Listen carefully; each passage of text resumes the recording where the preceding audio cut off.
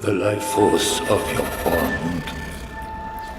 A power like light itself, unseen for generations.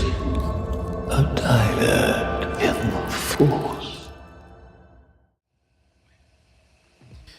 How's it going, everybody? Hello. Welcome to another episode of Dyad in the Force, episode 113. This week, we are joined by guests Bucky and codename Fulcrum. Choco, how you doing? Fantastic, terrific, great. It's a great time to be a Star Wars fan. I've been so, deep in my Mando making content that I haven't even got to start on making Bad Batch content, which was also an absolute banger. It was a great time. We're getting fed, and we're getting fed well as fans here. But yeah, why don't we jump to our guests here? You can let us know, where we can find you and all that good stuff. And then we also might have a little icebreaker game, but we'll show you how we play it first. But we'll start with codename Fulcrum. Hey everybody, Fulcrum. Also, you can also call me Nick. That's perfectly fine. You can find me at codename_Fulcrum for most things, for TikTok, for YouTube, for Twitch. On Instagram, it's Nick_Fulcrum_ Nick_codename_Fulcrum. It's the underscores, all the underscores. When in doubt. Gang. Yeah, exactly. So I'm there on IG. But yeah, that's where you can find me. Awesome. Thank you for joining. And Bucky. Hi, I'm Bucky. You can find me on TikTok and Instagram at GIngersArePlants. And yeah, that's where you can find me. I'm very excited to be here. I think we established last week that they're roots, right? A root is a plant. It's just And I'm also so glad you guys got my dumb joke. It means so much to me. No one gets my dumb little joke. Hey, we're lore masters. If we didn't get being pedantic is it's in our nature. So it's an art. It's also a privilege, not a right. Shout out to everybody in the chat. We have Obi-Sean, Darthman, Leia's Only Hope, Becca in the chat. How's it going, Becca? Daxon. Thank you guys for tuning in. Hopefully we have more people slated. I did invite Beth as well as Marianne to call in during our live call segment to participate in our Real Fans Would Know segment, because our Real Fans Would Know this week is Mandalorian themed, because in case you didn't know, Mandalorian is back. And today we'll be talking about our first episode of season 3, as well as Bad Batch. We can't forget about, little brother or little sister. And to start things off, we do have an icebreaker game, and this is called Who Am I? And it's basically just kind of like you are someone. You give 3 kind of vague statements about that person, and then who am I? It's basically like 2 truths and a lie, but these are all truths.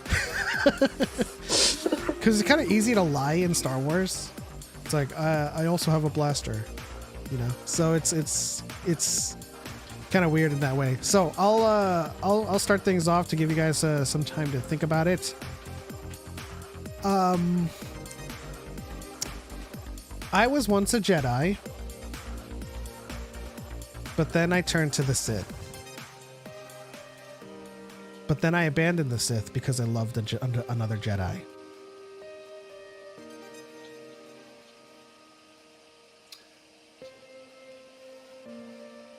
Who am I?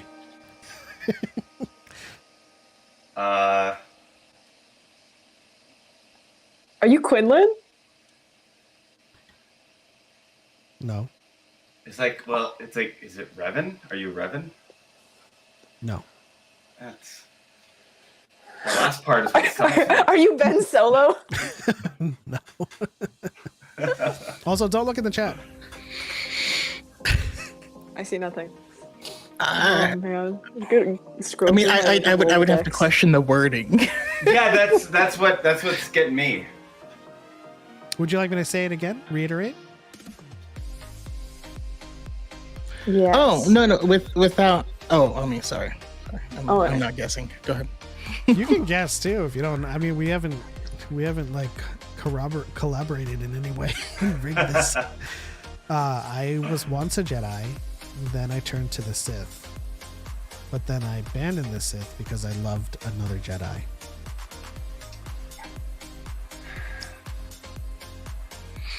Well, so the people that I can think of that turned, there's like Ventress, but I wouldn't consider Ventress a Jedi. Was she ever technically a Jedi? I don't think so. Technically, trained by. She was trained by a Jedi. Yeah. I mean, let's call the color blue blue. It is Asajj Ventress. Okay. Okay. Because even if the Jedi Order didn't exist, Luke was a Jedi, right? Trained by a Jedi. True. I was getting stuck in like the little semantics of like Yeah. Jedi Order.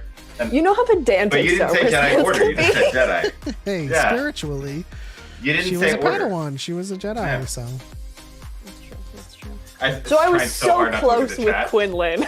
Yeah. You were. That's That why was I my paused. initial thing too. I was like, no. Which Quinlan is kind of like the inverse of that. It's like, I was a Jedi. And then, no, he isn't. That's He, true. he didn't turn to the Sith, though. He just kind of like fell to the dark side. Yeah. Yeah, that's true. That's why I was like, that can't be Revan. It's just. He became Admiral Enigma, which is the stupidest name in my opinion, but whatever. I mean, it's Wait, I'm sorry. I will fully admit I don't know that much about Legends, and every single time I hear the name Darth Revan, it's usually from some man who's telling me I'm not a real fan. What is he called? no. This is canon. This is from the book Dark Disciple. When Quinlan Oh wait, falls, this is Quinlan. I think we're still Quinlan. talking Okay. about Revan. Yeah. I'm like, no. wait. When Quinlan falls and he starts doing stuff for Dooku, Yeah. but he does it under the name Admiral Enigma. I need to go read that again because it's such a good book, but I don't. Well, Yeah. before we move on to Choco's Names. shout out to Obi-Wan Kenobi. Ask Nick to show off his Lobot. Congratulations, member, All right. for 3 months. Yeah. All right. Here's my Lobot. Here's my Lobot impression. I knew it had something to do with that. I know what your next cosplay is gonna be at Celebration. Are you going to London as the Lobot? After we talked about that, I did look up to see Lobot costumes. There is not a whole lot of options online. You could So I have basically to, go in a hoodie and just have the headpiece. That's true. And I just need to like Lobot take on some his day headphones off. And Also, shout out I to don't know, dude. Do a suit and just be like a classy Lobot. Like I'd be into it. Oh, like a mix get a of gray suit, like a gray silver suit. a mix Yeah. of Mr. Knight and Lobot. You know what I mean? Yeah. Shout out to Leia's Only Hope, member for 20 months in the Dyad Squadron. Thank you so much for your support. I was correct, 20 months. Wow, here's to a great episode. Thank you so much. Choco, do you have a Who Am I? Yeah. Yes, I do. Let's see here.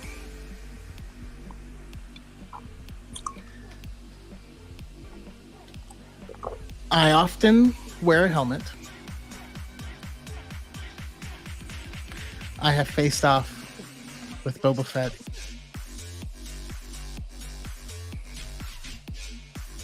And I'm a lady.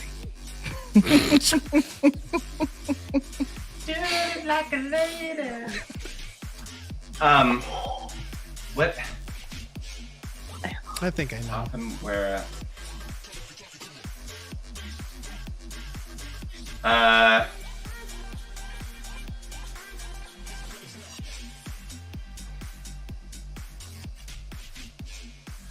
I'm like going back through Clone Wars, back through. Is it Fennec Shand? They never It is, faced off, did it they? is not Yeah. Fennec Shand. No. Okay. Oh, Because that Fennec It was faced more off kind of a with Cad set. I Bane. don't think they technically really like fought each other, but like It was like Fennec and Cad Bane back in Bad Batch. That was my first thought too. Yeah. Yeah. That's good. My goal is to make everyone say Fennec Shand. I knew it was a trick question. Okay. Who sometimes wear a helmet?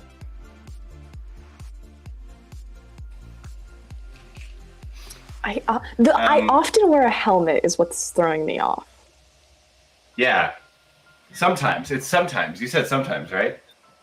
He didn't go against. You can say often. He didn't go against Aura Singh at some point, did he? No. Did Aura Singh wear a helmet? We have seen Aura Singh wear a That's. helmet. It just pops in my memory as like. But like or once. twice. Yeah. Hey, if you don't see a character very often, you know. That's true. That's true. Oh, jeez. Helmet. I will say one of my first thoughts, because Boba Fett and then helmet, I did think of Leia at the very beginning of Return of the Yeah. Jedi. It's like she wore a helmet that one time. She did. Yoda. That's really good, Choco. Oh man. This is our next hour and a half right here. Yeah. This is where All we're right, ask another question. Ask another question. Clarifying also don't look at questions the are chat. Uh, what era did you primarily are primarily shown? I'm gonna echo a question in the chat. Are they human, or are they dancer? They are a human. Okay. And what era? I guess I would say original trilogy era. Oh, that helps. Maybe, I'm like, maybe a what little after. women are in the original trilogy? There's like, what, 4? Leia, Amperu, and Peru, Mon Mothma. and Mon Mothma, yeah. Don't forget my girl. Is it Ula? Ula? Yeah, don't forget Ula. Don't forget my girl Ula. Also, Oh. Six Boobs. I don't know if Six Boobs has a name. Size noodles. Side, yeah. Wow, this is a huge stumper. Are they canon? Yeah. Well, That was a question mark.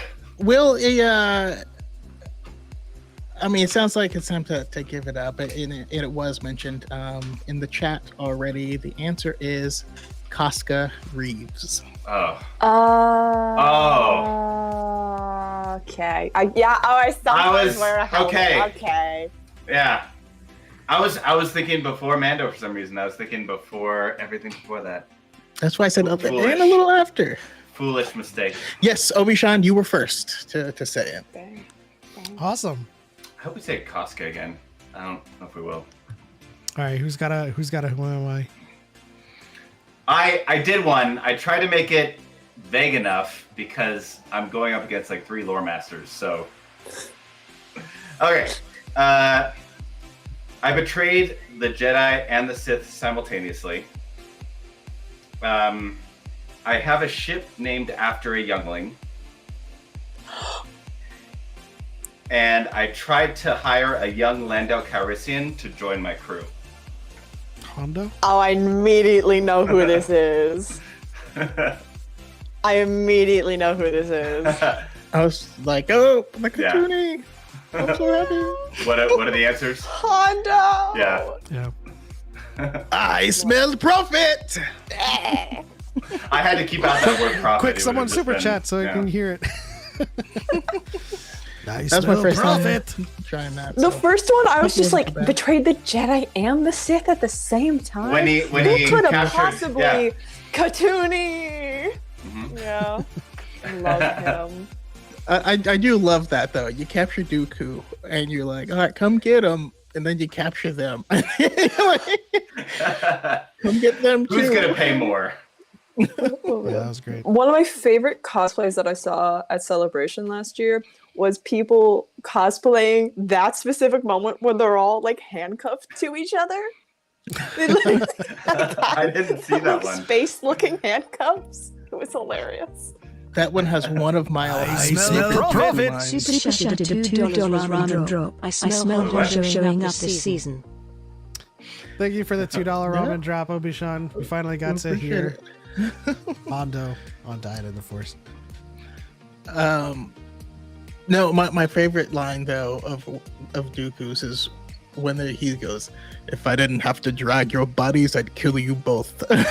Like, yeah, I get that. Yeah. That's a mood. Yeah. All right, Becky, what do you got? Oh gosh. Okay. I've been in live action and animation. I have one of the highest kill counts in all of Star Wars. And I am not human. Are you Chopper? That's a great guess. Immediately, yeah. As soon as you said kill count, I was like, Chopper. Yeah. Appropriate It's one of my name. favorite weird little facts about that little droid. It's That was so amazing. funny. When I you need see to him pull out Chopper. his blasters and just Yeah. start going to town, you're like, yeah, he's Yeah. I cannot wait to see him like front and center in live action, not just like in the corner of Rogue One. Oh yeah. It's seriously, and he's voiced by Filoni, right? Still? Yep. Yeah. Yeah. I thought it was. Is he voiced by Wait. Filoni? I thought he was voiced by D. Bradley Baker. Somebody. No, he is voiced by Dave Filoni. Yeah, that's what I thought. Oh. Yeah. Yeah. They didn't reveal it until the final episode, and he is in the credits. Wow. I keep on getting him mixed with Bill Hader. Now it's BB-8, right? Yeah, he did BB-8 as well. He was like half of BB-8. Ah, okay. Dang. Well, serendipitously, Young in the chat was the first to say Chopper as well. My Nice. boy.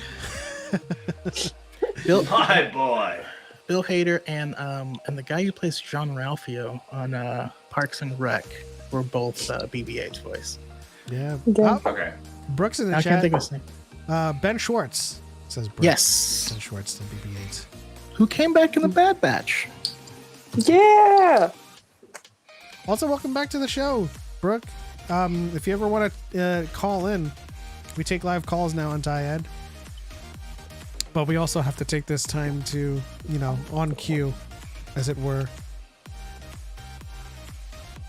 to plug Far Far Away Factory. Yeah. Get your awesome Star Wars merch, customized, beautiful drawings, and not just Star Wars. There's a little bit of everything, all types of fandoms, So definitely check out farfarawayfactory.com. Yeah. I also have a Satil Sean shirt, the only Satil Sean shirt that's a It's the only Satil Sean shirt that exists. And it's made by Brooke. So thank you, Brooke. And shout out to Far Far Away Factory. Let's move on to announcements, if anyone has any announcements. Do you guys have any announcements? My main thing is just I've just kind of started up my weekly Wednesday podcast, YouTube, Twitch, Wednesdays at 5 p.m. Pacific. That's kind of the thing that I'm trying to get going. Right on. Trying and succeeding. Yeah. Most of us here have been on it before. There's only one But- episode. But yeah, definitely check it out. And if you do create a graphic, please send it to us so we can add it to our reel. Sounds great. I'll do that. It's almost. This is what I always put on if we don't have one. So 4 code. Was it secret transmissions?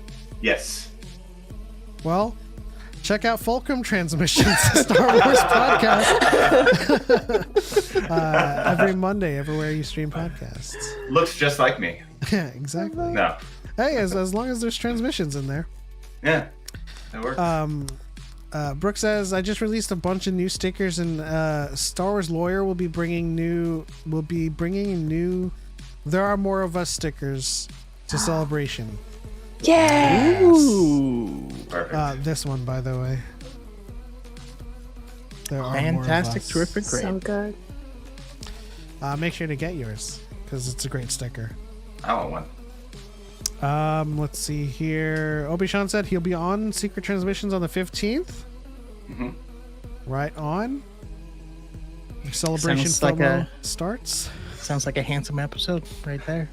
You got a makeover for London. I will be sure to grab both and have both on the mic to represent. I would also like to add to the announcements. Bucky looks like Anna Kendrick. People have told me that before, and I do not see it. You're not I've also sarcastic enough. recently been getting that I look like Bella Ramsey, which I take as the highest compliment. I I don't see think it. I do, but I will take the compliment because Bella Ramsey is so cool. I do see some Bella Ramsey, but just more recently when I see her videos just out of nowhere, I'm like, she looks like Anna Kendrick. I don't know. Does anybody else see it? Am I just being like? I kind of see it a little bit in the right here, but yeah. Now I'm just making people stare at Bucky. I'm sorry.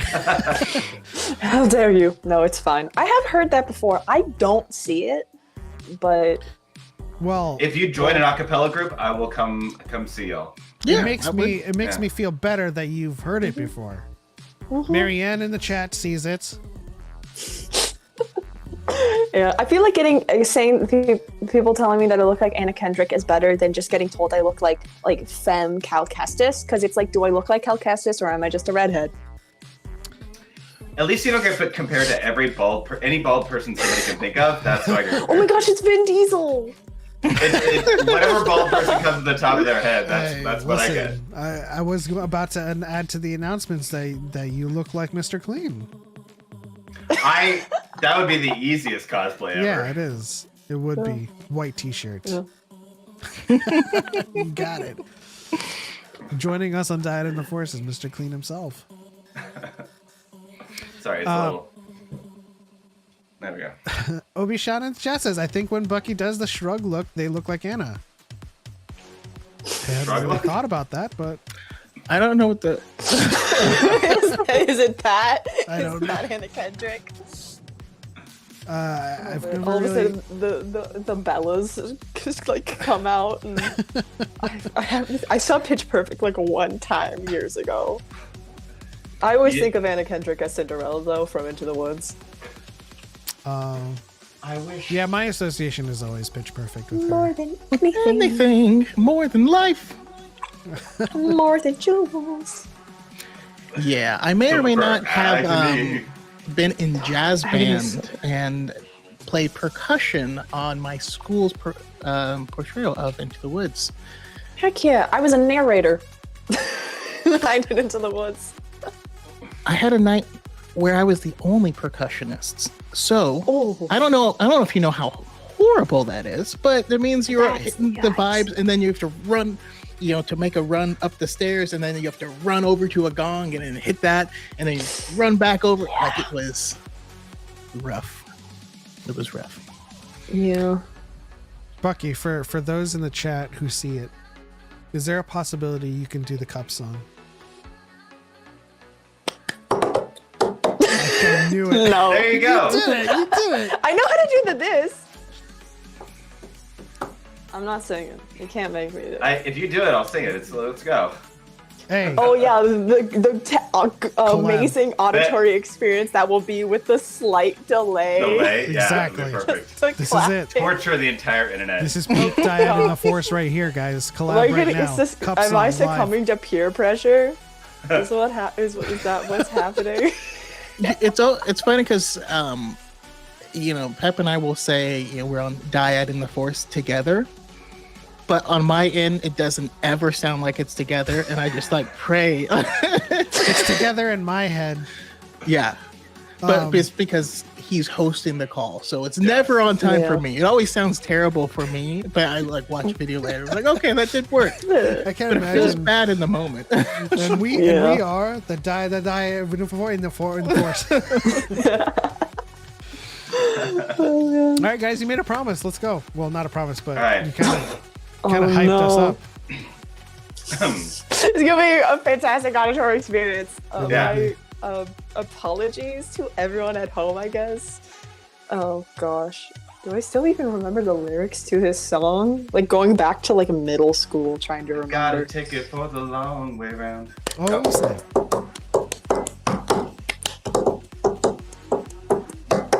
I got my ticket for the long way round. 2 bottles of whiskey for the way. And I sure would like some sweet company. And I'm leaving tomorrow, what do you say? When I'm gone, when I'm gone. You're gonna miss me when I'm gone. Gonna miss me by my hair, gonna miss me everywhere. Oh, you're gonna miss me when I'm gone. Yeah, that was great.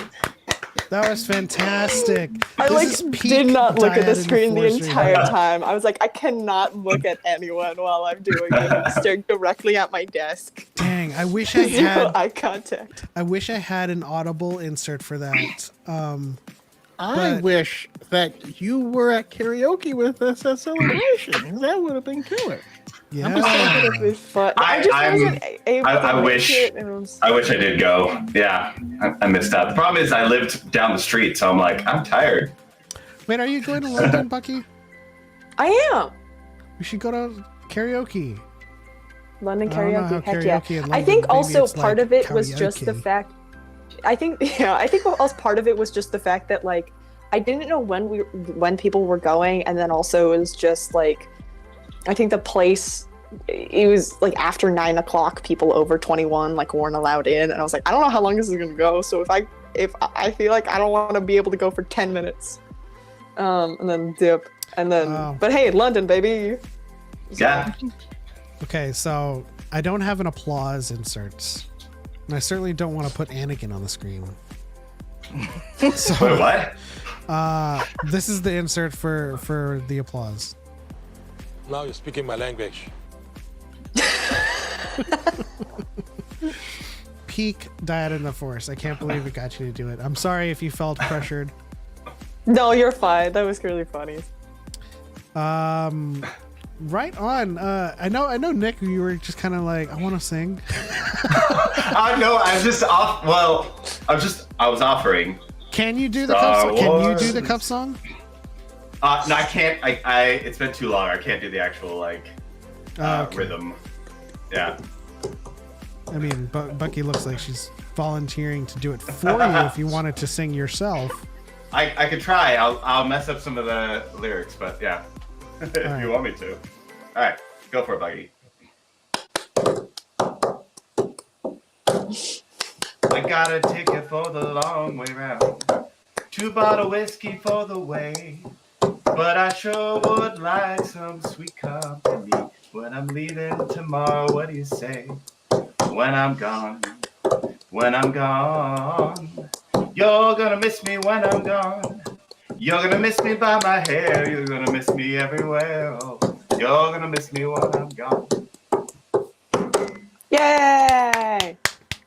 Not so bad in delay. You know, It would cut out here and there. I'm like, are we even close? Yeah, I was It also just like, was- I'm not even sure if my headphones can pick up just like the tapping on Yeah. the desk. I couldn't even hear my own about voice. a half a beat delayed, I think, right? All right. Is that about a half a beat? It was A full beat? no. It was that the delay was not in any way divisible by 4 of what it was, and so my brain can't just automatically No more compute it. time signature. I'm just gonna say it right here. The 4 of us should start a band. We're starting a band. We've got a couple percussionists over here. What am I just gonna pressure you guys into singing? Well, I mean, You play guitar. Don't act like you Oh, you didn't got guitar, say you done. play guitar Yeah. already earlier today. before I got banned on live. That was wild. Yeah. They restored me already, but I got cut off for hateful speech. Because you know me, Yeah, it's that Darth side of you. spewing that hate. That's what I've been noticing admittedly, I wasn't paying attention. I was like putting in stuff for the show. What were you talking about when that happened? I wasn't even talking when it happened. So I literally have no idea. I mean, the only thing I can think of is like, because I did talk about how I felt about how they handled Cara Dune. Oh. But I didn't say anything mean about anyone. I just said I felt like it was a nice way to send off the character that respects the character, even though, even if they've had a separation with the actor. Yeah, someone probably... That was hateful. Yeah, someone probably thought that was hateful from that side, I guess. But shout out to Nicholas Schmidt in the chat who said, "This is what I get to see in the first episode. Sign me up for all future ones." You know what? These are all can't miss episodes. Shout out to AJ. Getting serenaded on Dyad on the Force. But I will tell you guys, The Not So Talent Show is going to be a new feature on Dyad in the Force. you know what? Not so talented. You know what? That's coincidentally on our pre-show, people on TikTok were like, "Dyad talent show when?" And I feel like you guys have delivered in spades. And this is why I say this is peak Dyad in the Force. People just kind of like, we're all friends now. It's no longer like parasocial relationship. We've all met each other. And so being able to just be dorks on a podcast is like, we've made it. This is it right here. This is how I am in normal life, so this feels very natural to me. Yeah. Yeah, I've said it before. That was one of my favorite things. Is there was not a single person who I met who I felt was like putting on a persona on their live, and I think that's the beauty of the informal nature behind TikTok is you're actually getting the real people. Yeah. So that's cool. And it wasn't until recently that all of my videos started just being on this camera.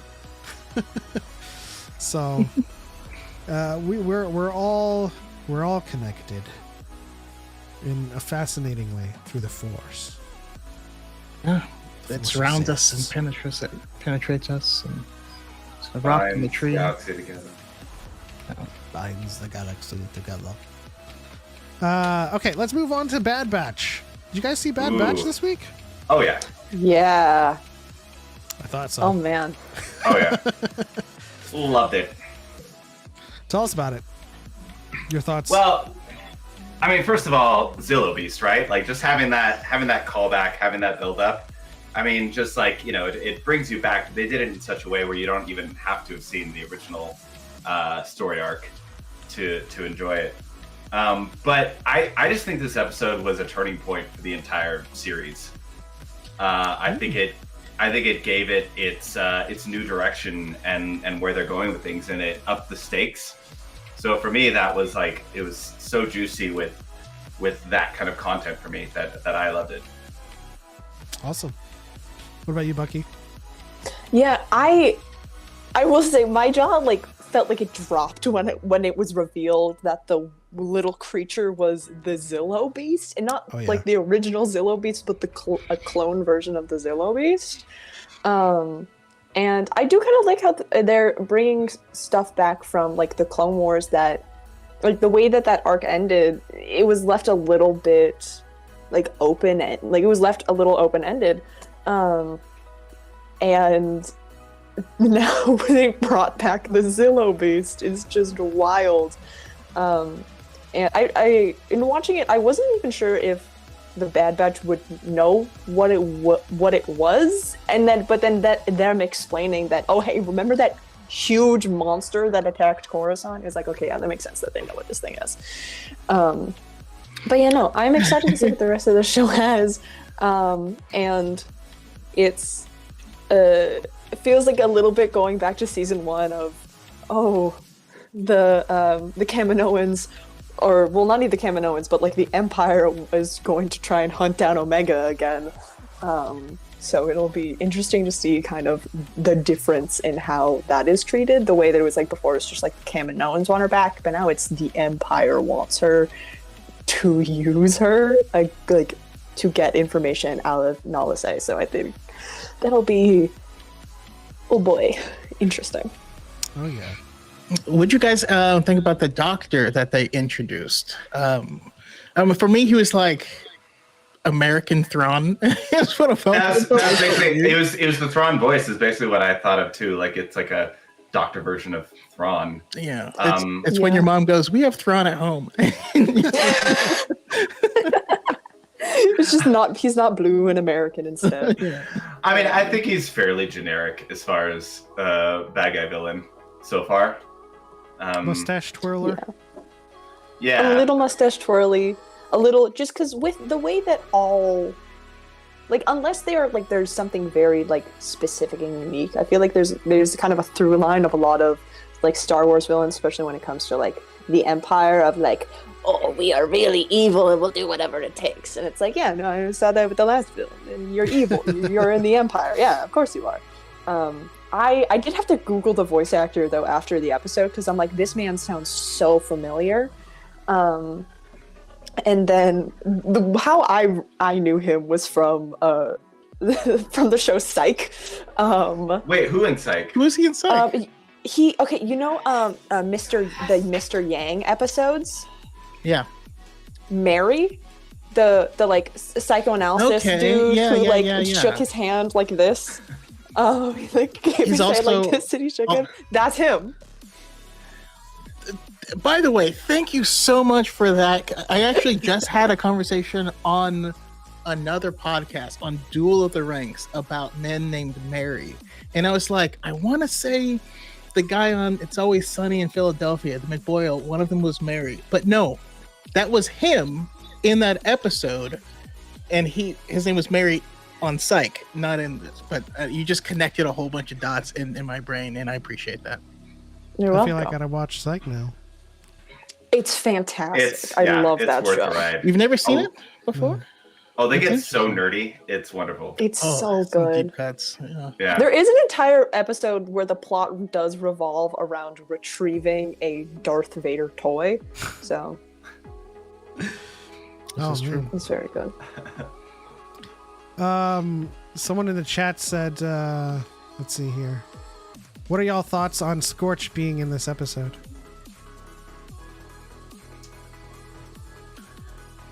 Which is the trooper, the commando. I kept seeing people say it was Scorch, and when we have Was there any verification verification that it was Scorch, no. Okay. Yeah, I never saw any proof of it. I prefer it just to be just some random. Ted Simpson. Sorry, I'm looking at the chat. I just forgot what the actor's name was. So Jimmy Simpson is the actor's name. Okay. Yeah, Jimmy Simpson. Yeah. For a second, I thought you're like, it wasn't Scorch, it was Jimmy Simpson. No, I'm sorry. No, I couldn't remember. Good old Jimmy the clone. Somebody in the chat that it was Jimmy Simpson. Could you imagine a My favorite commando? clone, Jimmy. Hi, my name is Rex. Meet my second, Jimmy. Jimmy. I love when clones just have people names. And they're always the main characters. It's like, I mean, you have like, Fives. His name is Fives. There's so many, and then there's like Dogma, and there's so many other names, and then it's like, oh yeah, oh my name, it's Jesse. It's nice to meet you. Oh, I'm Cody. It's nice to meet you. Even Hunter is like, that's just a dude's name. When I found out there was a clone named Dogma, I was like, is there like does he have a best friend named Agnostic?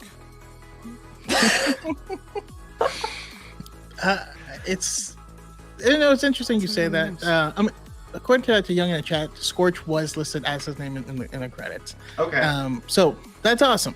That is good. That is cool to see that they did come back, because we did see, all of Delta Squad briefly in the Clone Wars in one quick scene.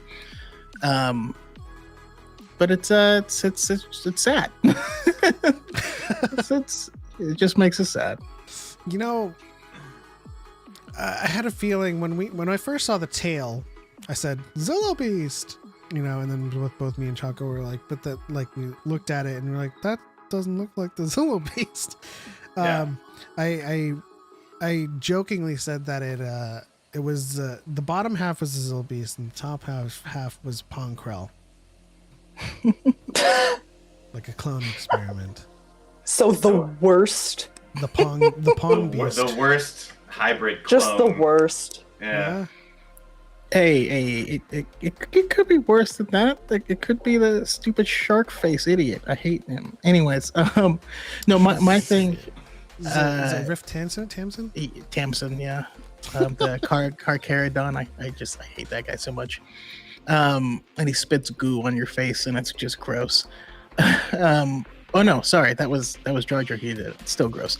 Anyways, the Zillo Beast. I didn't think it was at the beginning of the episode because I always associated the Zillo Beast with its weird third arm in the middle of the back.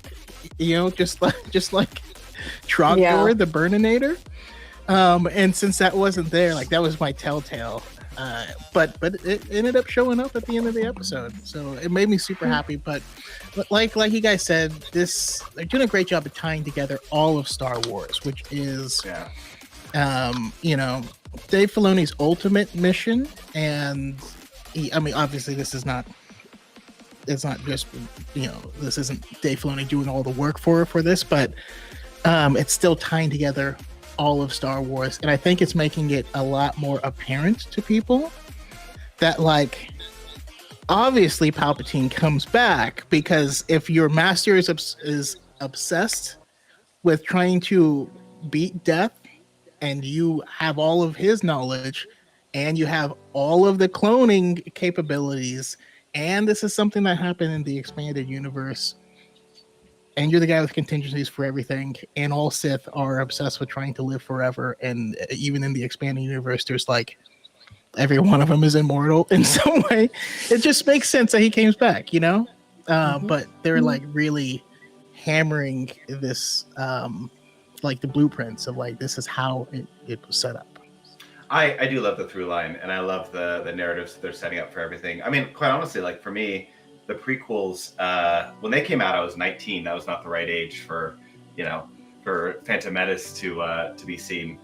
And so, like, it took me a while, but then, like, once the Clone Wars and the books and everything else started to come out, like, now I love them. Now I can watch them and completely enjoy the ride. But, like, it's because they expanded on all of that and developed characters and added all that depth for me. And I think that's what they're really kind of building in Star Wars right now. Absolutely. You know what else this episode showed? It showed that the Empire is just filled with people who can't do their job. And that they always need someone under duress to do it. Right? They don't have the expertise in scientists. They don't have the expertise in the military. I mean, Thrawn is arguably their best military strategist. They need Nala Se to continue for information to continue their experiments. Their like chief scientist is just there to get the information from Nala Se. He doesn't have any expertise, right? And so I'm thinking about like going up and down their ranks of Imperials and seeing just a whole bunch of incompetent people. And I mean, you see in Andor, they're trying to develop their means of torture because of that. Just because you're evil doesn't mean you're smart. This is true. But when you're evil, you don't have to be smart. You know, just hold guns to other people's heads. Yeah. Exactly. That scientist looked like he had been like, I almost felt bad because he had like bags under his eyes. Like, he looked like he hadn't slept a good night in years, and it's because someone else above him is writing him to get the answers that he just doesn't have, and it's just like pushing the crap downhill in this garbage pyramid. I can imagine that he was like under like Thrawn's Thrawn's leadership, and like then he gets his own little thing, and he's like, I'm gonna start talking like Thrawn and see if this works. We need that information. We need what the doctor is saying. Worked for Thrawn, it could work for me, right? Yeah. Really? So now the Empire's back on the tracks of Omega. Yeah. And that's going to spell some trouble for us. Now the question that I have is Crosshair back in the picture now? Is the next episode going to see him come back into the narrative? And if so, what does he have to do with this narrative? I can see that happening just because it's been a couple episodes since we've seen him. And so just kind of be like, hey, it's Crosshair, remember him? And just because I think that his current like kind of arc that he's on is honestly really interesting to me, just because seeing that like he made the wrong choice. He chose fascism, and he kind of hates his life now, and it's a little bit of like, oh, boo-hoo. Yeah, you joined the Empire, and you hate what's happening. Oh, surprise, Crosshair. And so it's if he were ever to like go back and with the Bad Batch, I don't think it's kind of a goodness of his heart, like change of heart. It's more of a I hate them more now because now I see that they suck, but only because it sucks for me personally. And even if even if he does like also leave and like go AWOL from the Empire, I don't know if that means he's gonna go and try and find the Bad Batch, or if he's just gonna do something else. Yeah, it's hard to say because they gave him the foreshadowing shots, the same shots as Agent Callus. Like in the last episode we saw him, it's like the same beginning shot, same end shot. So I don't know if they're teasing that or they're kind of misleading us. Yeah, I feel like I know what shots you're talking about, and I feel like it seemed less of it. I definitely also didn't notice those parallels between him and Callus, but it almost felt a little bit less of just like Callus, and more of like bookending that episode of like, look at how sad this man's life is. He wakes up in the same just dark, dreary room to the same little alarm, gets his breakfast and doesn't even get to eat. And just like bookending it of like, this is just his entire every single day. I mean, I definitely think he's questioning his existence right now and his use. But whether that goes tips like light or dark is hard to say at the moment. Yeah. I do think that it is more likely to go light, considering the tipping point was, at least I think so, the tipping point was Cody. You know, seeing someone who is just as like upright and good soldiers follow orders.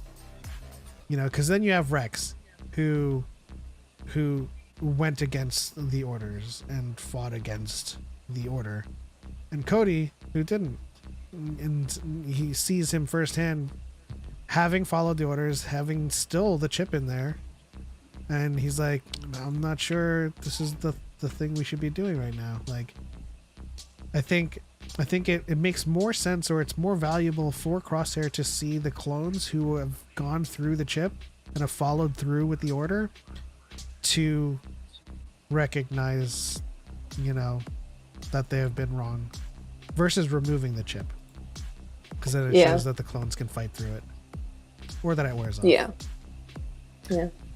I mean, I'm excited to be getting Echo and Rex back into play too. I'm not. You're not? You don't want to see them again? Echo's nowhere to be found in Rebels. I have the same thought. It's a little at the fact that Echo's not there. Oh no, what does that mean? That's true. And now that please don't take away my boy again. Now that they removed him from the team, now he's less of a in-play character. Well, there is a chance that he goes back to it, but I'm just saying he leaves with Rex, is not with Rex later on So one of two things: he went back to the Bad Batch, or he not there.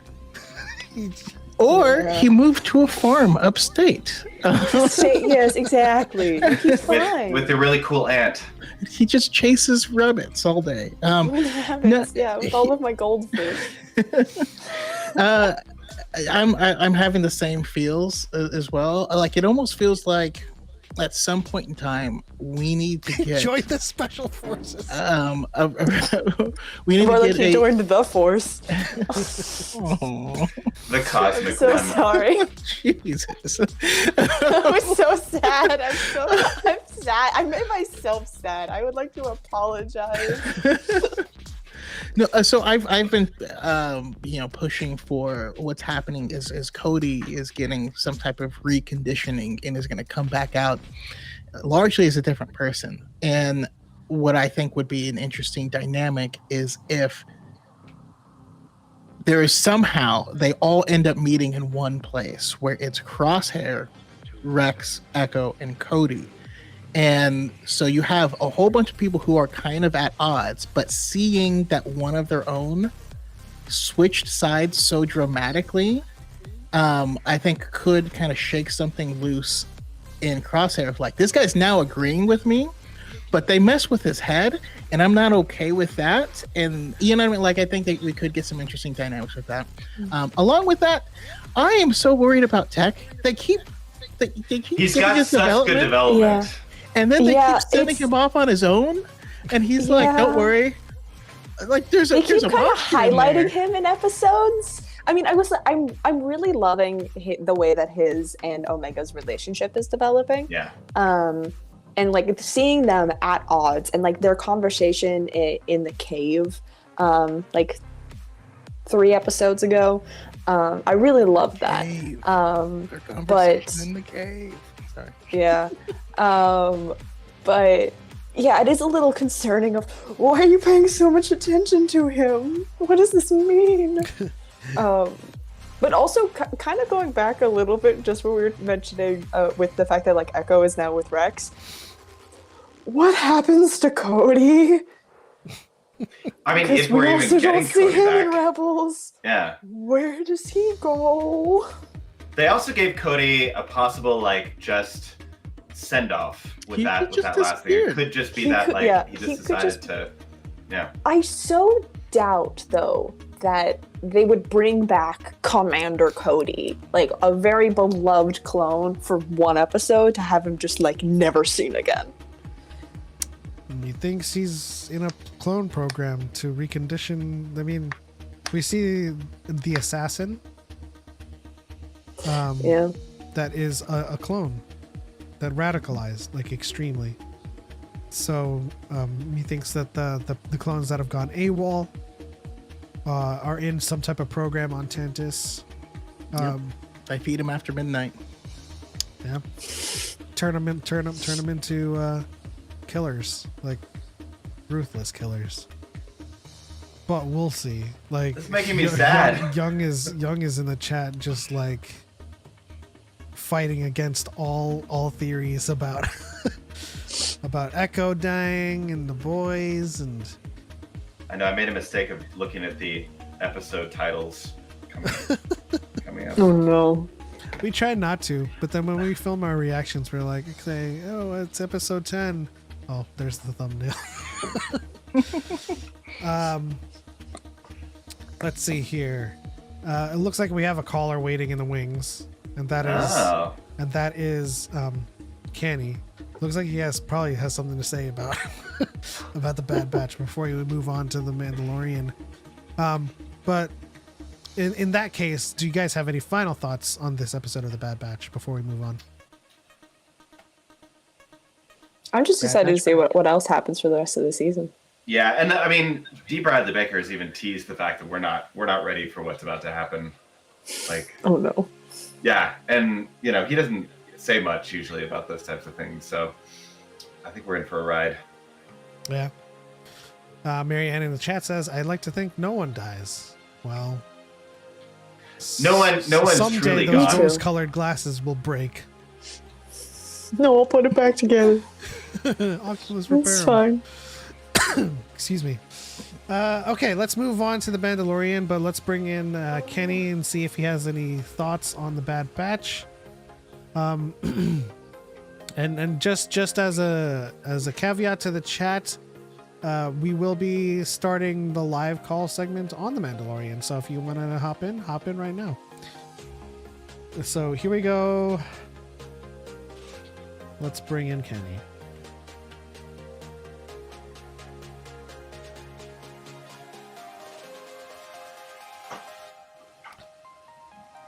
Are you with us, Kenny? Or are you not with us? Is it taking forever? Did I transfer him to like... Oh, did he just leave? Oh, gosh. He got sent to the Shadow Realm. Dang it. We made him too sad with our theories, So sad. and he just had to go. It's in his feels right now. It's... Yeah. There we go. There you are. Why'd you leave? Too sad. Oh, I wasn't. I was trying to bring up the video again, the podcast from my end, Right. so You I can have keep up thoughts? with the conversation. All right, but what are your thoughts on Bad Batch? I loved it. Right, Like that, moving on to the Mandalorian. everything about it was just fantastic. And scene. It was beautifully done on the connections, like you guys said, with Clone Wars. I was with Bucky on this one. I didn't even realize that was a Zillo Beast until after Tech mentioned it, and I'm like, do what? I was waiting for that thing to just grow up completely exponentially, destroy everything in its wake. And there's where its new home is going to be. Like, I was waiting for it. Unfortunately, they captured it. Yeah. Yeah. And so we're getting a lot of like those the inklings from all sides of the fandom, like, oh, Snoke is part Zillo Beast now, and I'm just like, the Tantus is like for all kinds of experiments. They were tampering with cloning. I mean, they said it's not an exact clone. They're messing around with it, which is also very interesting.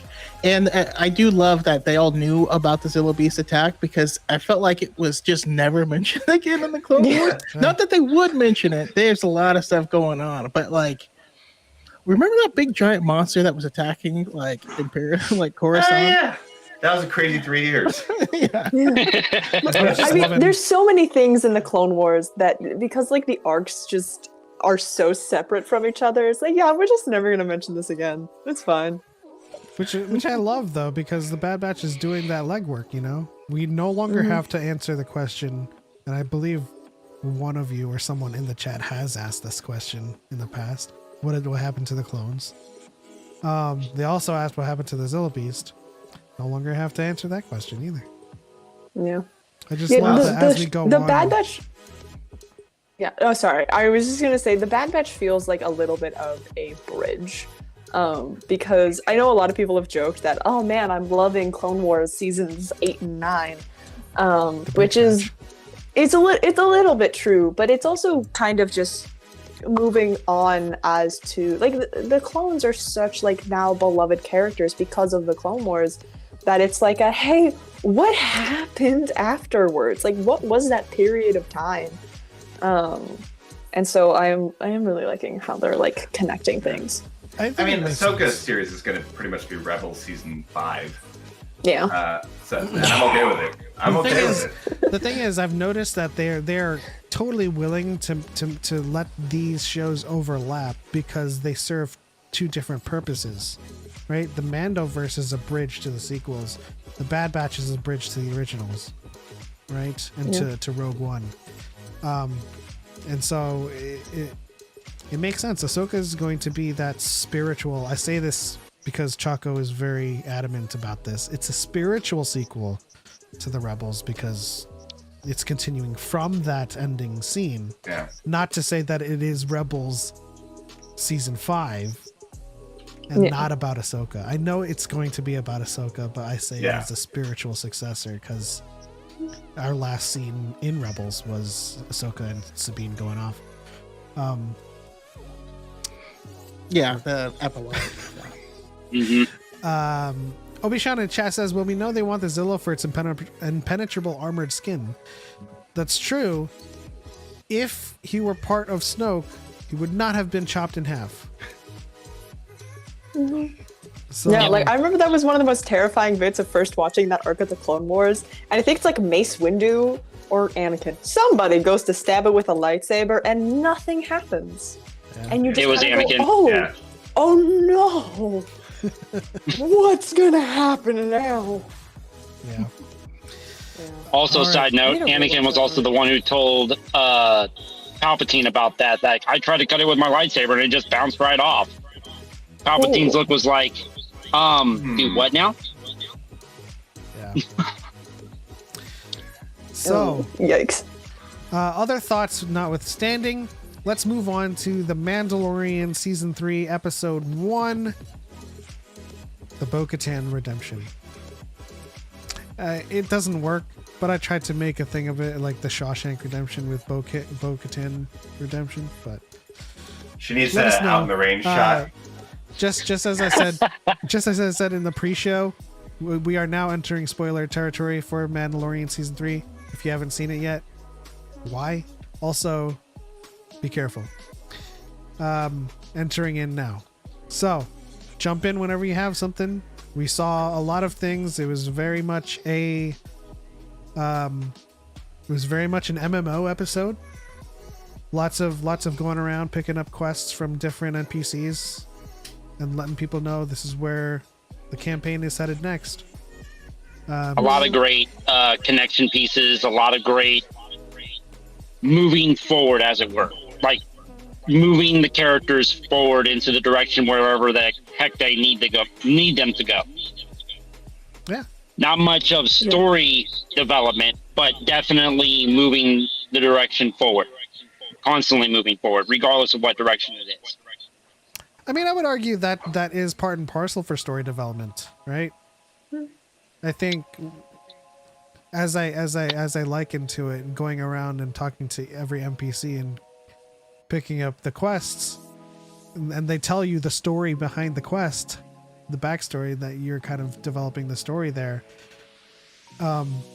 Whereas a plot pusher episode would just be them on that quest, but nothing really consequential happens, right? So I would argue it is starting us on the story. It's moving the story, especially when all we get is Bo-Katan sitting there, but we get so much from that scene of her just sitting there. Yeah. I was amazed how much happened in like 36 minutes. Yeah, Yes. there's a lot.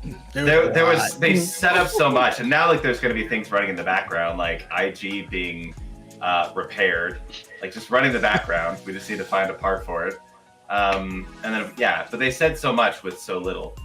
I just want to get the Din's a very backstory on how Oscar the Grouch never got a job, started shanghaiing people, I grew his hair out. loved those little pirates so much. Hearing somebody fully seriously say Salad the avast in Avast. Star Wars made my day. Well, made my like night because I stayed up to watch the episode. And the thing is, I'm But just pretty hearing sure them that go, avast. I'm I was pretty like, sure at some "Avast." point I use that malware threw me. bites. That threw me. Use malware bites. I'm pretty sure we're gonna have a story where Din is gonna have to trust a pirate for something, because he has the whole setup line. It was unnecessary to tell Grogu never trust Oh a pirate. jeez, yeah. So now at some point we're gonna have to trust a pirate. It's almost We're getting Hondo. It's almost confirmed. as- We're getting yeah. Hondo. I hope. it's almost as if they telegraph that every single time, every single season. Like, I hate droids. Din doesn't trust droids. Oh, we need a droid. Din doesn't trust pirates. Oh, we need Hondo. I think it's possible that we might. That get was some of the other details that I loved. Not just the Squidward-looking pirate king, whatever the heck he was. Some but people are calling it a Drenger. I've heard Pizza the Hut.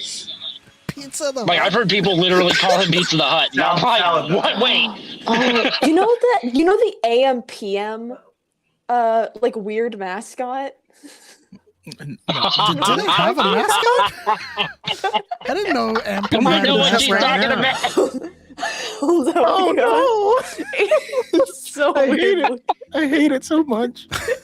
Why'd you make me look Oh at my god. Oh wait, am I gonna have to Google this now? I know I've seen it, but I can't. And then you Oh, add like Jesus a Christ. touch of the Grinch in there. That was such a weird Oh, that deep thing. cut. Oh, Yeah. Do you see what I mean, though? that's. Him, but he was It's green. awful. Yes, I do see it. But we got, going back on my original thought, we got so much for so little, like Nick said, in 36 minutes, that it was almost a lot. Like, we finally got a shadow of Purgles. The very real possibility is that we could see these things in live action. I'm pretty sure that's a setup for Listen, later. we technically did. Oh, yeah. We did. Yeah. It was a live action shadow. We got confirmation on Babu Freak species. Like an actual Babu name Freak. for him. Intelligence. Let's see. Bad baby. I like to I've think seen that more one of them is Enzels. Babu Frick. Yeah.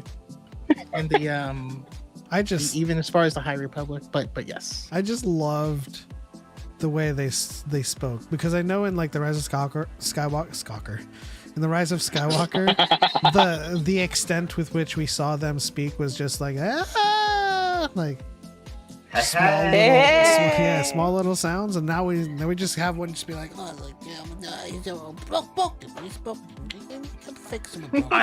kind of love them.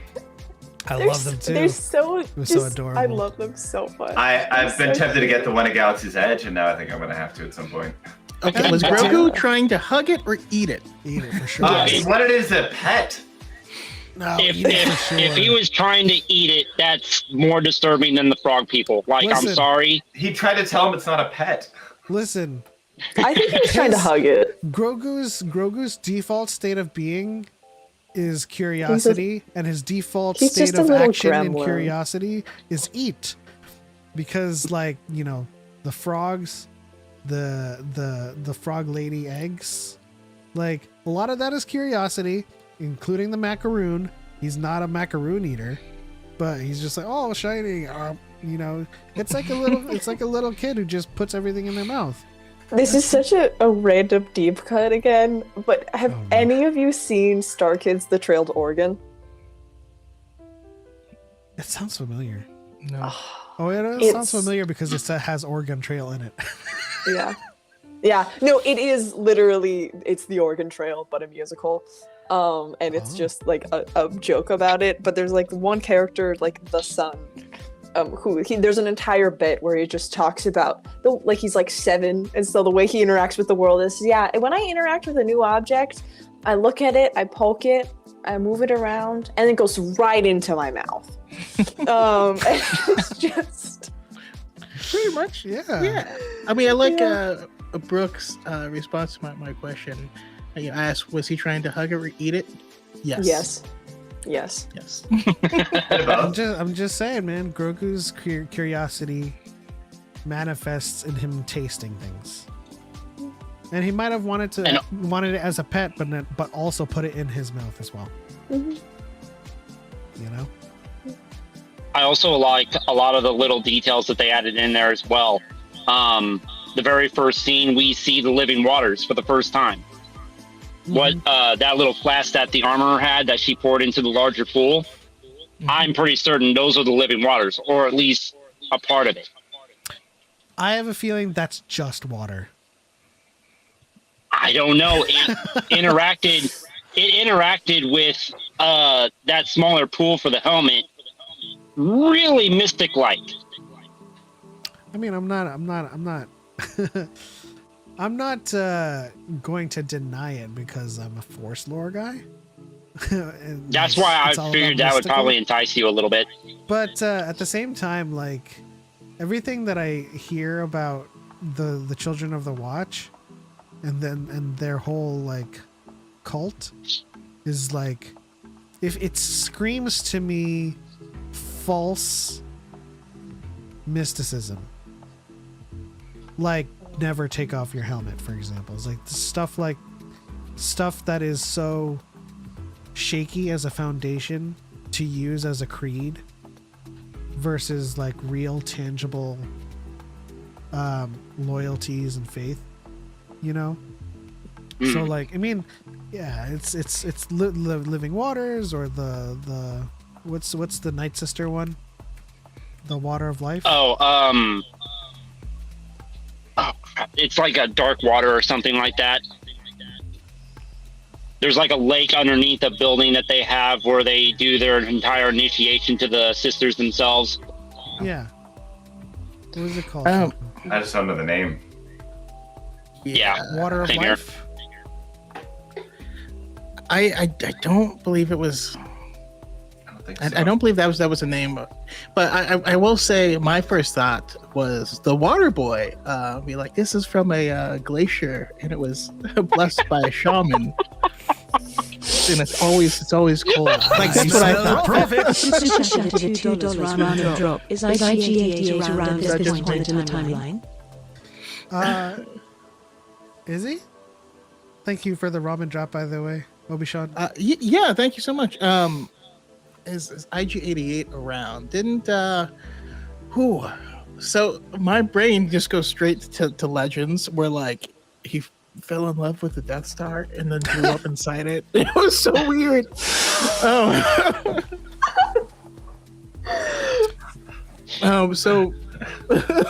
Maybe Legends Dax is will peak get Star into Wars. Legends.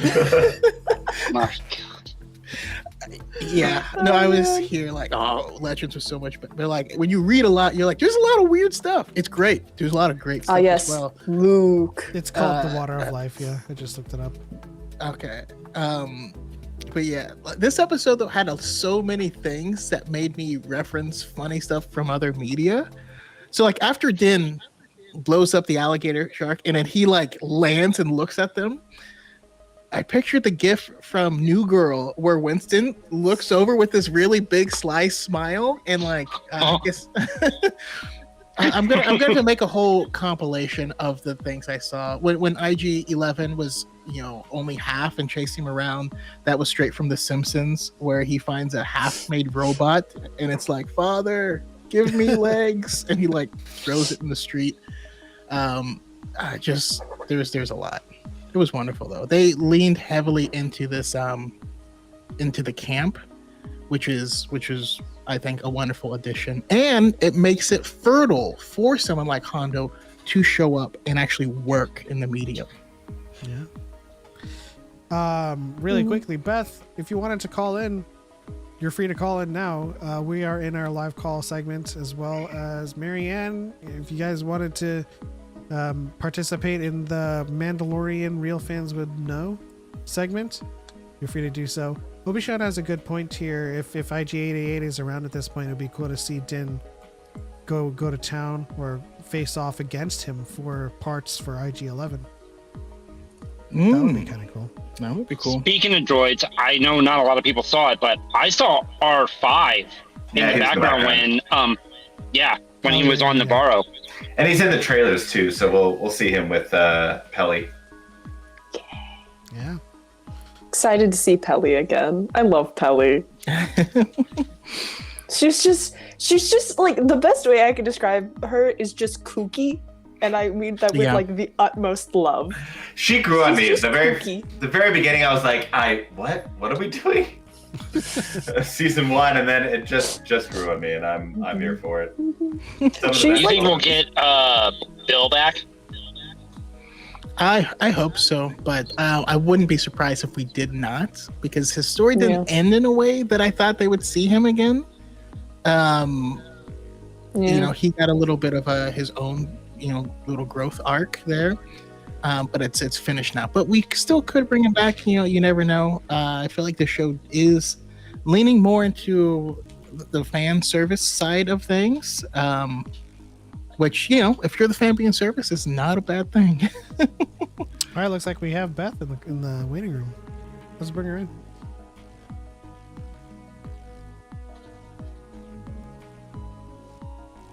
And while Beth is loading in, I just want to say something to what you said about the Children of the Watch.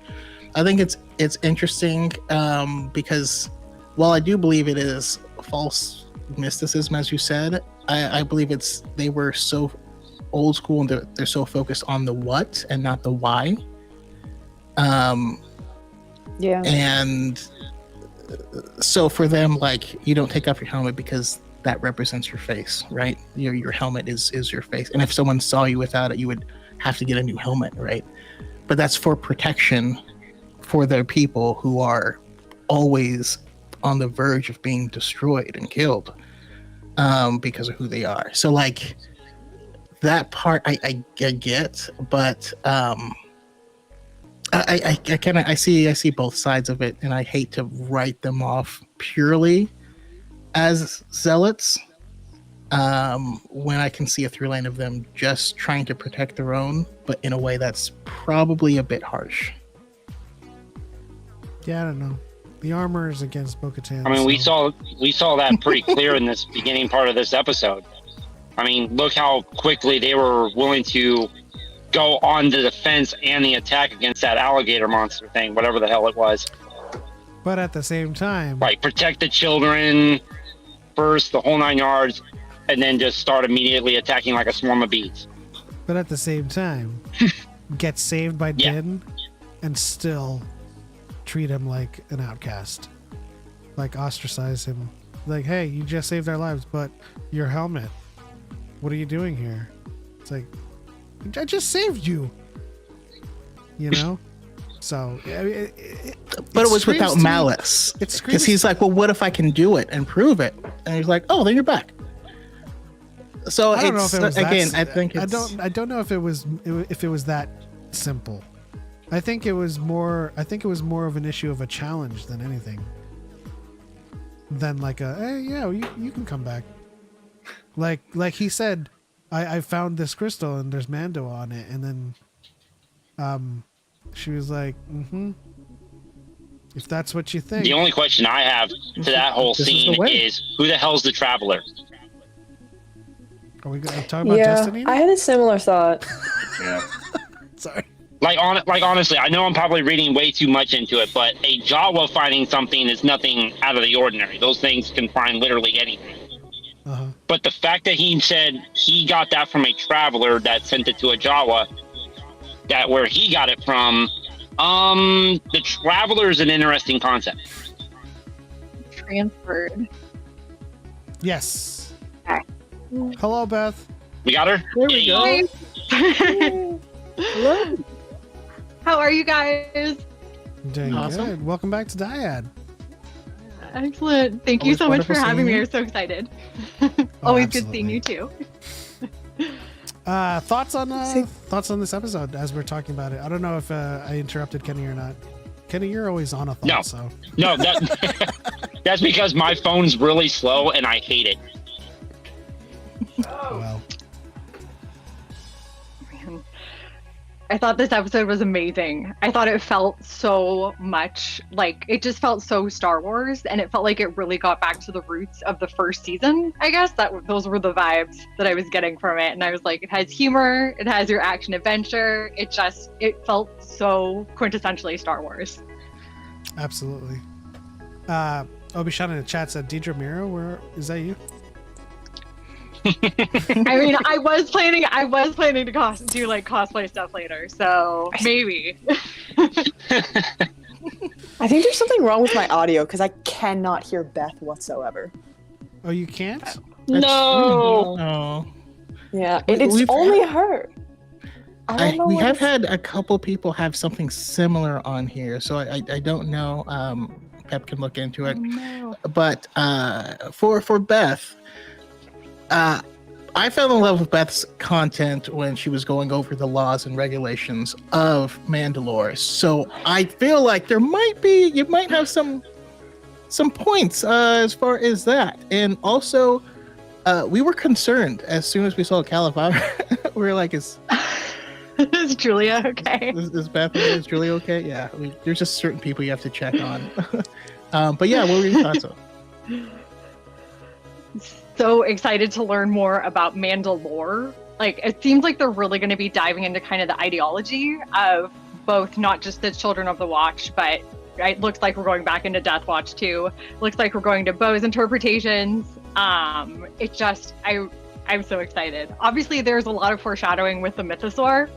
I'm curious as to exactly how that is worked in.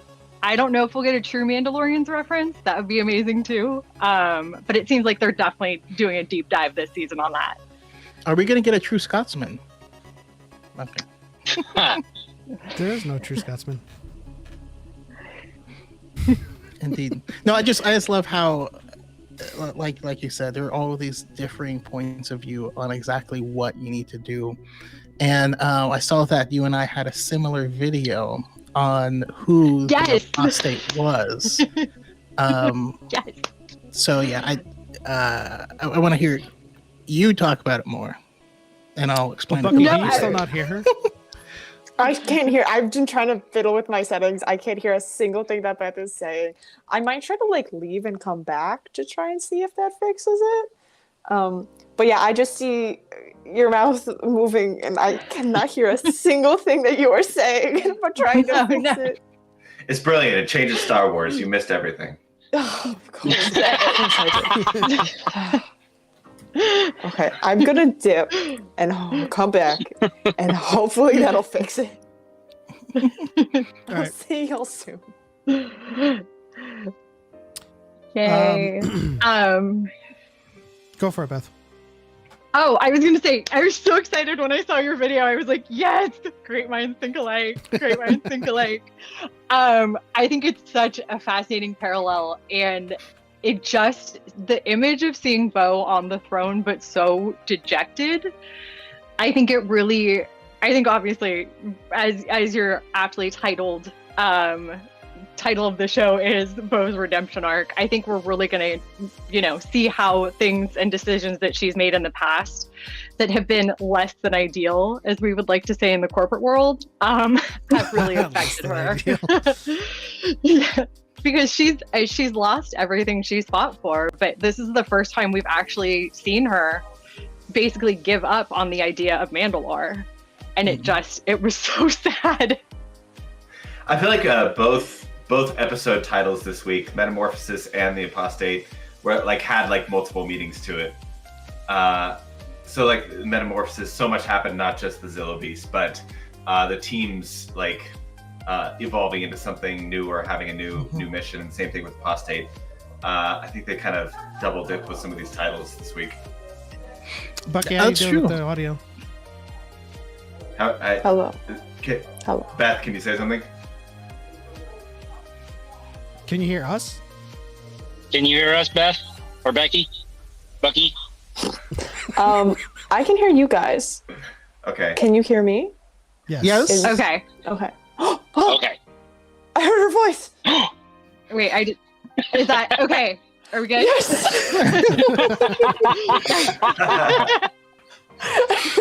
Yay! Yay! Hello.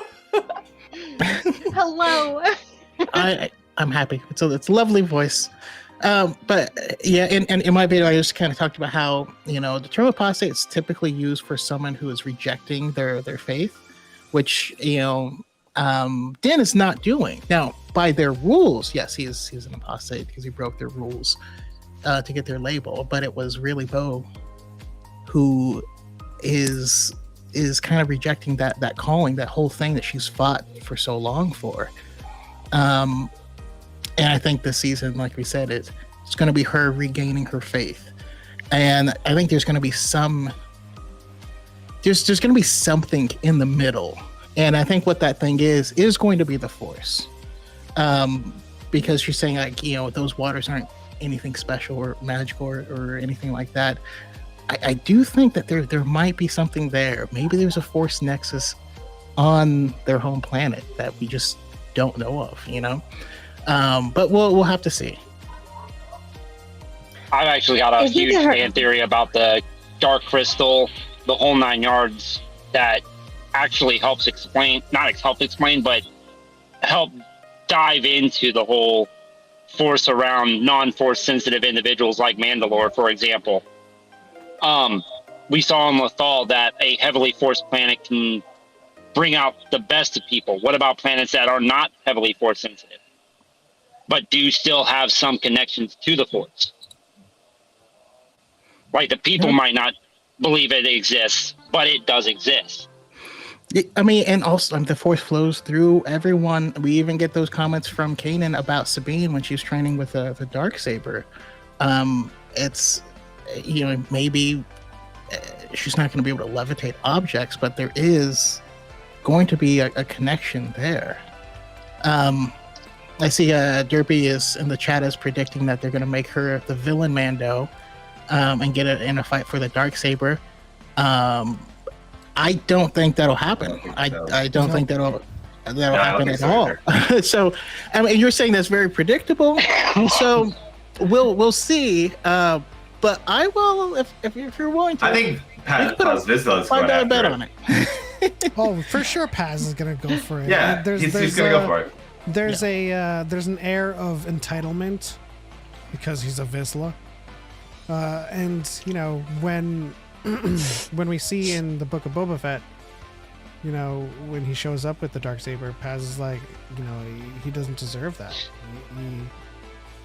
He wants that Darksaber for himself. So there's going to be a conflict there between Paz's group and Din's group. And I think, given what we see in this, and I'll let you guys vamp off of this thought, given what we see in this episode, I think that and I told this to Choco, Din is going to go into the mines and he's going to find something of Satine's, and that's going to spark Bo-Katan's fire, not to be a leader, but to help Din. She's going to call Sabine, and they're going to mentor Din and train him with the Darksaber. And so, in essence, she's not going to be the villain. She's going to be the mentor, along with Sabine, for Din. And that's going to kind of result in a clash between Paz and Din, where Din is kind of backed by... I'm actually going to say that Din's not going to be in any sort of fight. I think it's going to be Bo. She's been leading this whole thing under the House Vizsla name, the whole 9 yards. I think what you just said actually cleared a lot up, that she'll find something either with her original house or something of Satine's that will stoke that fire again. When Paz comes up and says, hey, I'm taking back my birthright, Bo's going to step up and do what she needs to do and beat some Vizsla butt. I don't know about that. I mean, she might participate in the fight, but I'm sorry. Let me just really quickly. She might participate in the fight, but she's going to fully back Din because she's already accepted that she's not a good leader. And that spark that I'm talking about will just spark her to act, to continue the crusade, but not kind of pursue this leadership thing again, because I think if it's something of Satine's that sparks that fire, it's going to remind her about what Satine had to go through as a leader. And it's not something that she could do. I think one of the quotes back then is that Bo said is, I don't know how she did it. And so I don't think she would go into a leadership role or seeking the Darksaber again, because she's already had it in the past where she refused it because she didn't. I'm not talking about her fighting for the Darksaber. I'm talking about her just fighting on who's head of household. Like being basically a champion for Din. Oh, well, yeah. It's weird. I mean, it's weird that they're the House Vizsla. I mean, Bo's had such an interesting story arc where, like, she's always doing what she thinks is best for Mandalore, even if that's the wrong thing that she figures out later. And she's always trying to do the right thing for Mandalore, and she never wanted to take leadership. It was kind of, here, you're the best person for it. She's like, well, all right. So I think now she's basically kind of lost purpose because there's nothing to fight for anymore. There's no Mandalore to fight for. There's no purpose. Like her entire purpose. She's always been gone. a fighter. She's been a soldier first. And like, she's like, oh, I need to get the Darksaber to be able to lead my people to rebuild Mandalore. That's the mission, to rebuild Mandalore. But once they left, like, there's nothing left. So I think this season will be definitely finding that greater purpose for Bo. We definitely need to figure out what happened last time, because Sabine gave her the Darksaber. She tried to rule. That bad things right happened, there. right? That So yes. That's why I don't believe it's going to be the same thing again. But the long like 10,000 foot view that I have of it, I think she mentors Din. I think Din reunites these different houses, or I guess I would say tribes, because I'm likening them to like the 12 tribes of Judah. I'm calling the Din's group is the Levites. I think he's gonna do, and obviously this stuff is not in the order that things happened in the Hebrew scriptures or the first half of the Bible. But I see the similarities there. I think Din is going to lead the people to their promised land, which is Mandalore. And much like Moses, I don't think he'll be able to go back himself. But Grogu will end up being the Mandalorian that the show is named after, and will rule over in that system. And the reason we don't see him in the sequel trilogy is because they're still separate. They're still doing their thing over there. And you got little Mandalore. I'm on the fence with Grogu being Mandalore, but I can see it to a certain extent. Sabine's still in play. Like that one's got me more amped up than anything else. Seeing her back, seeing what this means to her, the whole 9 yards, her interactions with Din, if there is ever an interaction. I put some thought to that myself. And by the way, everyone else, feel free to jump in. Hopefully I'm not capitalizing things too much, but at the end of in the epilogue for Rebels, right after they're no longer rebels, right? There's no rebellion. She stays in order to watch over Lothal, and I think she's doing it because her prime loyalty is no longer to the Mandalore or the Mandalorians. Her true family is now the crew of the Ghost. So I can't see her giving that up without resolving all of the profit. Leah's only hope super chat at $2.40 random drop. I mean, I want to see I- statues we see in Forces of Destiny. that would be cool. What were you gonna say, Nick? Oh no, I was thinking like, I mean, just Sabine's. If Sabine comes into the season, I don't think it'll be huge. No more than we saw like Boba Fett or Ahsoka. I think it's going to be a little bit more of a setup. Like Sabine will help out in some way, but I mean, it's possible. But the way they've set up everything and the way it ties into Rebels, I don't think would be a huge role this season. I would love to see Sabine in The Mandalorian. Like that would just be cool. Like it would just make me happy. It would just be cool. I love, honestly, sometimes fan service is just fun. But Also, have you seen Natasha Liu? I mean, damn. Wasn't she the first cast too? Like she was cast relatively early. Yeah, The only real official announcement. Like so Ahsoka, far. obviously, and then her.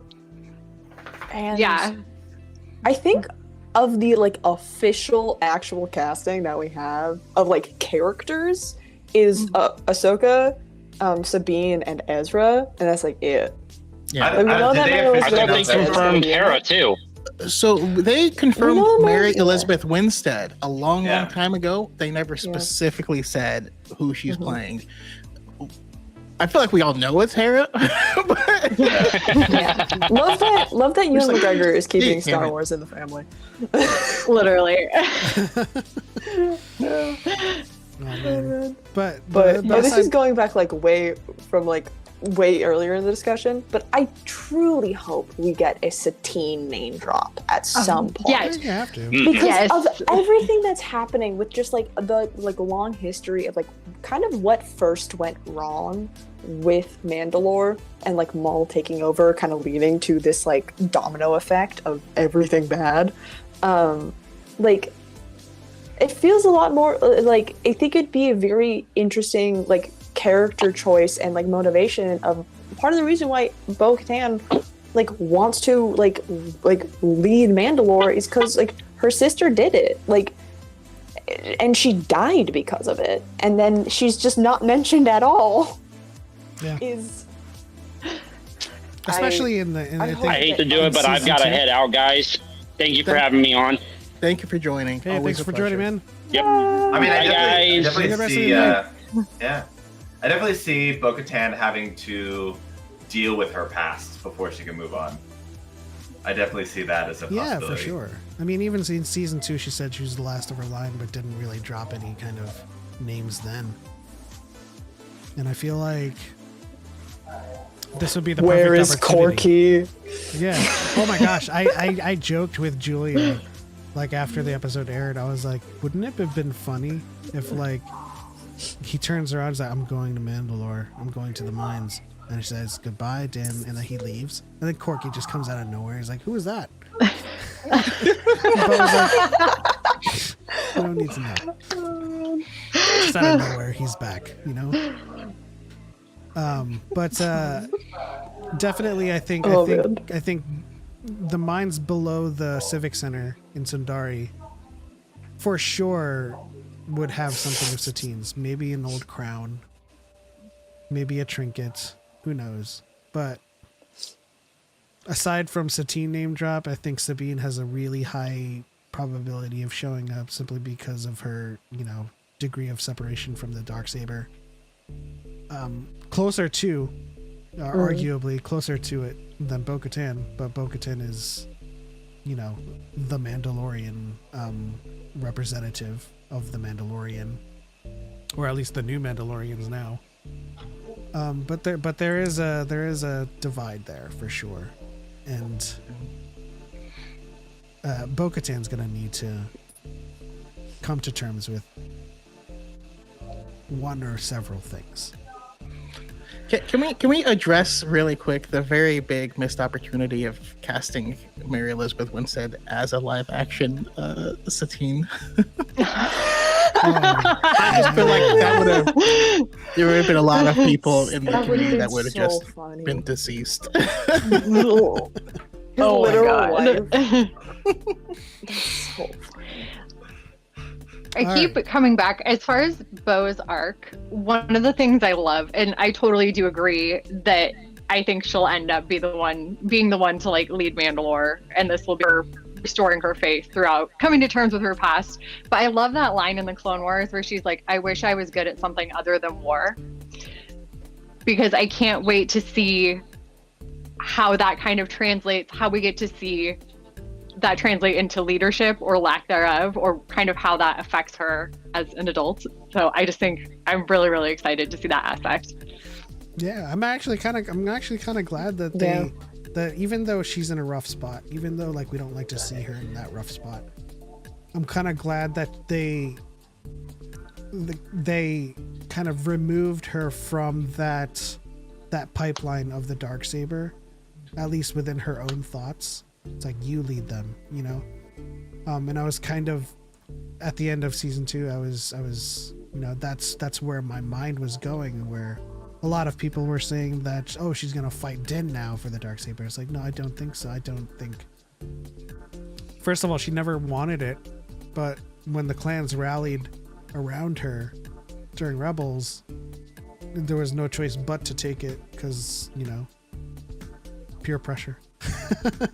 But then she lost it in the Night of 1,000 Tears, and then Din won it back. I don't think there was any kind of inkling within her thought that she had to like win it back. I think she saw that there was an opportunity for Mandalore to rally behind someone else. But we'll see. I'm just I'm looking forward to her redemption, but also like the return of Bo-Katan. Yeah. One last thing I wanted to touch on. I know we talked about the pirates a little bit, and you know they were a bit campy, but there was a specific line that Vane said when he was trying to get drunk out of school. He said, "You paid us for murder and mayhem inside of these doors." And they're talking about how much Navarro has changed. He's like, this city was founded off of piracy, off of funds from my pirate leader, and you're gonna tell us we can't do here, like. And I just think that was an interesting dynamic to introduce, because we see this place becoming more civilized, but it had a very seedy place, and we know that at one point in time, Grief Karga was referred to as a he was already a magistrate, but he was a God, what was the word he used? It was like a diminished. It was a disgraced magistrate is what he was called.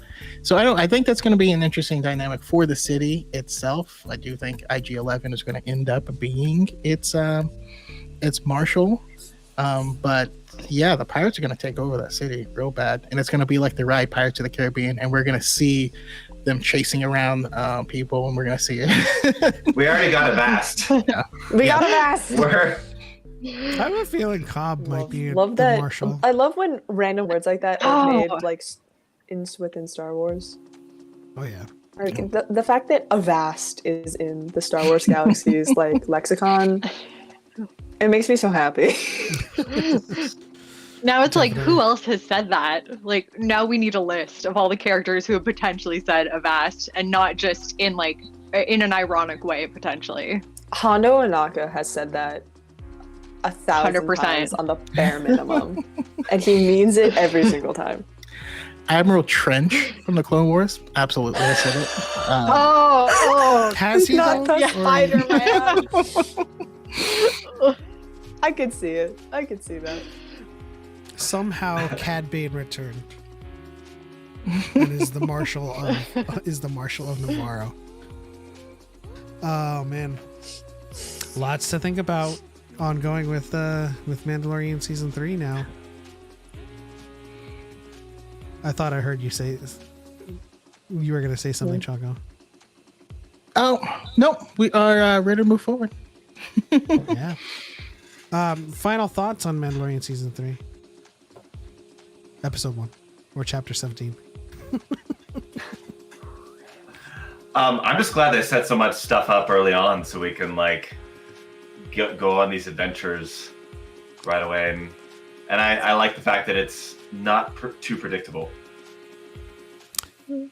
I like what you did I'm there. really excited for the rest of this season. The first episode felt like a lot of like, okay, remember where we are. This is what's happening. Here's all the setup. Okay, now season's gonna happen. Just go. Just you wait. So Punch I'm it. really excited. It felt like it's like, okay, this is where we're starting, and then we're just gonna take off from here.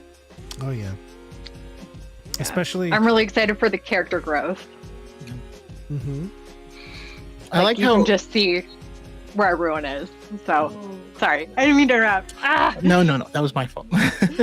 No, I like how we were concerned with like, are people going to be able to get that Grogu got back to him in a different show? And they're just like, we don't care. Like, here's Purgle.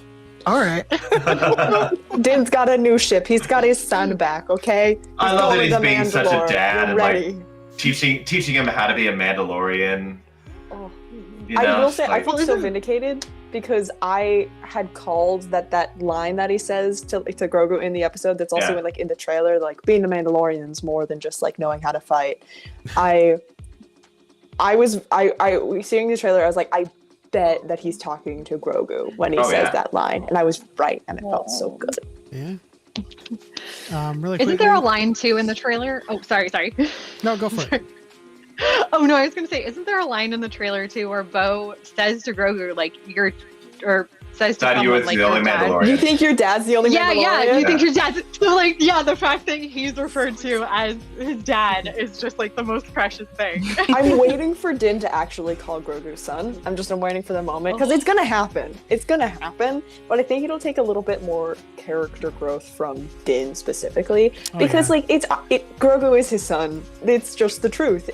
But he spent so long, kind of building up a little bit of a wall emotionally to not get too attached because he's like, oh no, he's gonna have to go and become a Jedi, and I can't. But then everyone else is just like, that's your son, right? And he's just like, yes. But I'm waiting for that moment where he actually uses the language to call Grogu his son. You know what's funny about And I'm gonna cry. It's gonna be great. Referring to Grogu as Din's son is that by the time Grogu is 75, he will be physiologically twice Din's age. Because by 100, by the time he's 100, he will be like a full-grown midlife adult physiologically, because the first 50 years is infantile, the next 50 is the spurt of growth, which means he's gonna be an awkward teenager for a long time too. So. Yeah, in which Yoda. I so want to see Grogu's teenage years. Dad, I don't want to be a Mandalorian. Kenny asks, are you sure about that? Yes, in absolutely everything you need to know, we learned that the first 50 years of Yoda's species is infantile, and the next 50 is extrapolation because Yoda became a Jedi Master at 100.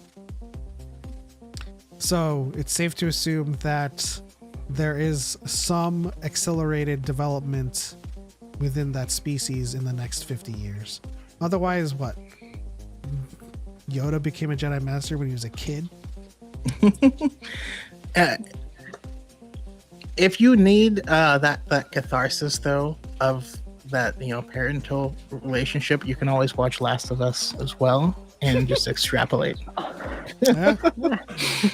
Or just anything that Pedro Pascal is in. He only knows how to play single dads. And I love it.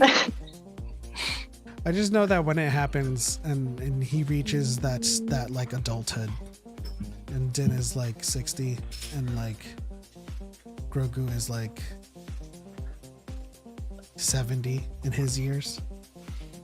It's I told you not to touch that, son. Don't talk to me like I'm a child. Look at me. I am the dad now. I'm under the firm belief that Grogu's first word is going to be no, because that's all he's heard from Din. That's true. It's gonna be Kriv. Or just Dank Stop, Barrick. or yeah. Dank Barrick. It's gotta be something like that. One final thing before we move. Well, two final things before we move on to our Real Fans with No segment. I really like how the character growth for Grogu is completely silent because he doesn't speak. All we see is him looking out into the hyperspace, seeing Purgle. That's his connection to the Force.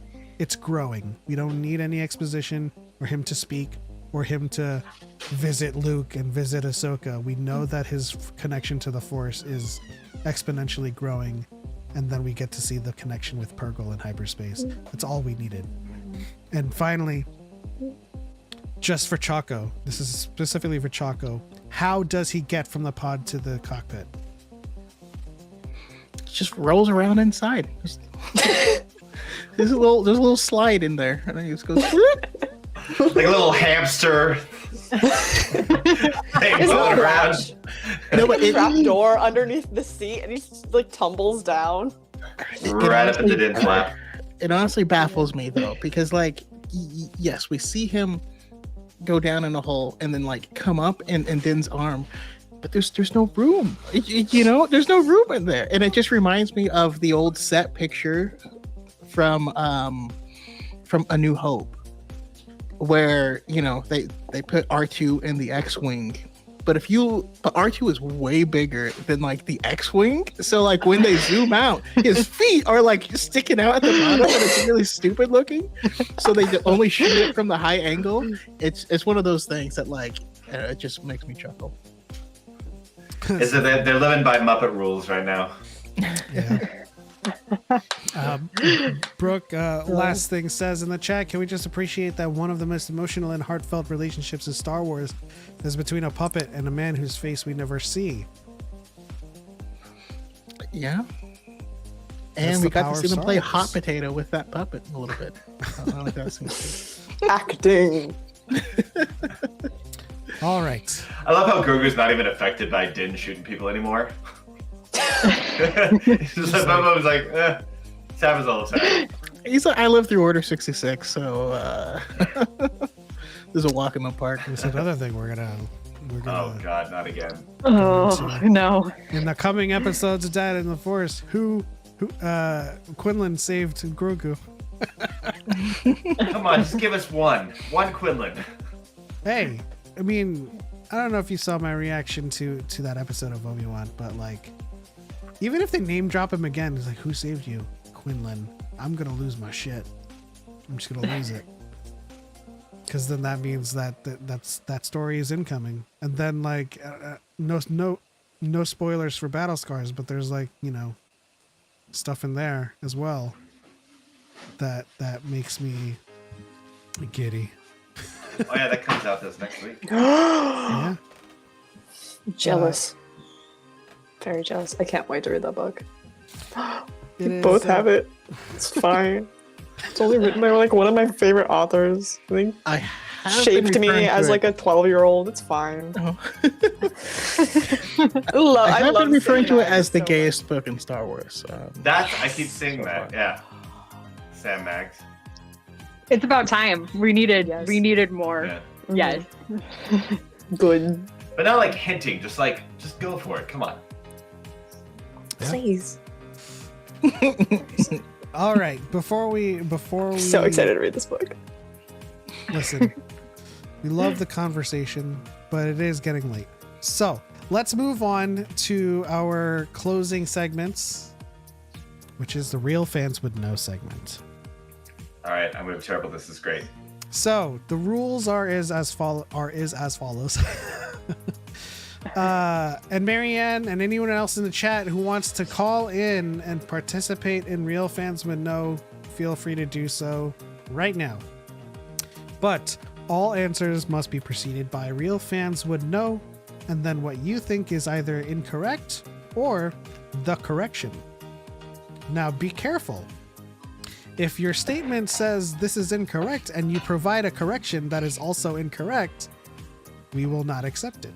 So when we say, oh, Luke Skywalker blew up the Death Star, and you say, or He's about to say, Wedge blew up the Death Star, and you say, real fans would know that Wedge didn't blow up the Death Star, it was Lando. Well, in A New Hope, we would say that is also incorrect. So we will either accept that something is incorrect, or if you provide the correction and it is correct, we'll accept that. But be careful not to provide also an incorrect statement. Marianne is calling in.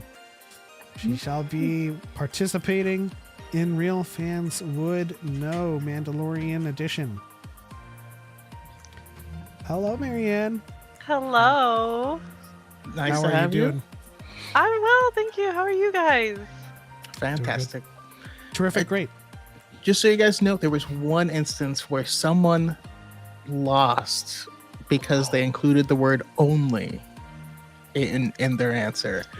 And it was just it was just enough to make it not true. Yeah. Remember, this is pedantic as hell.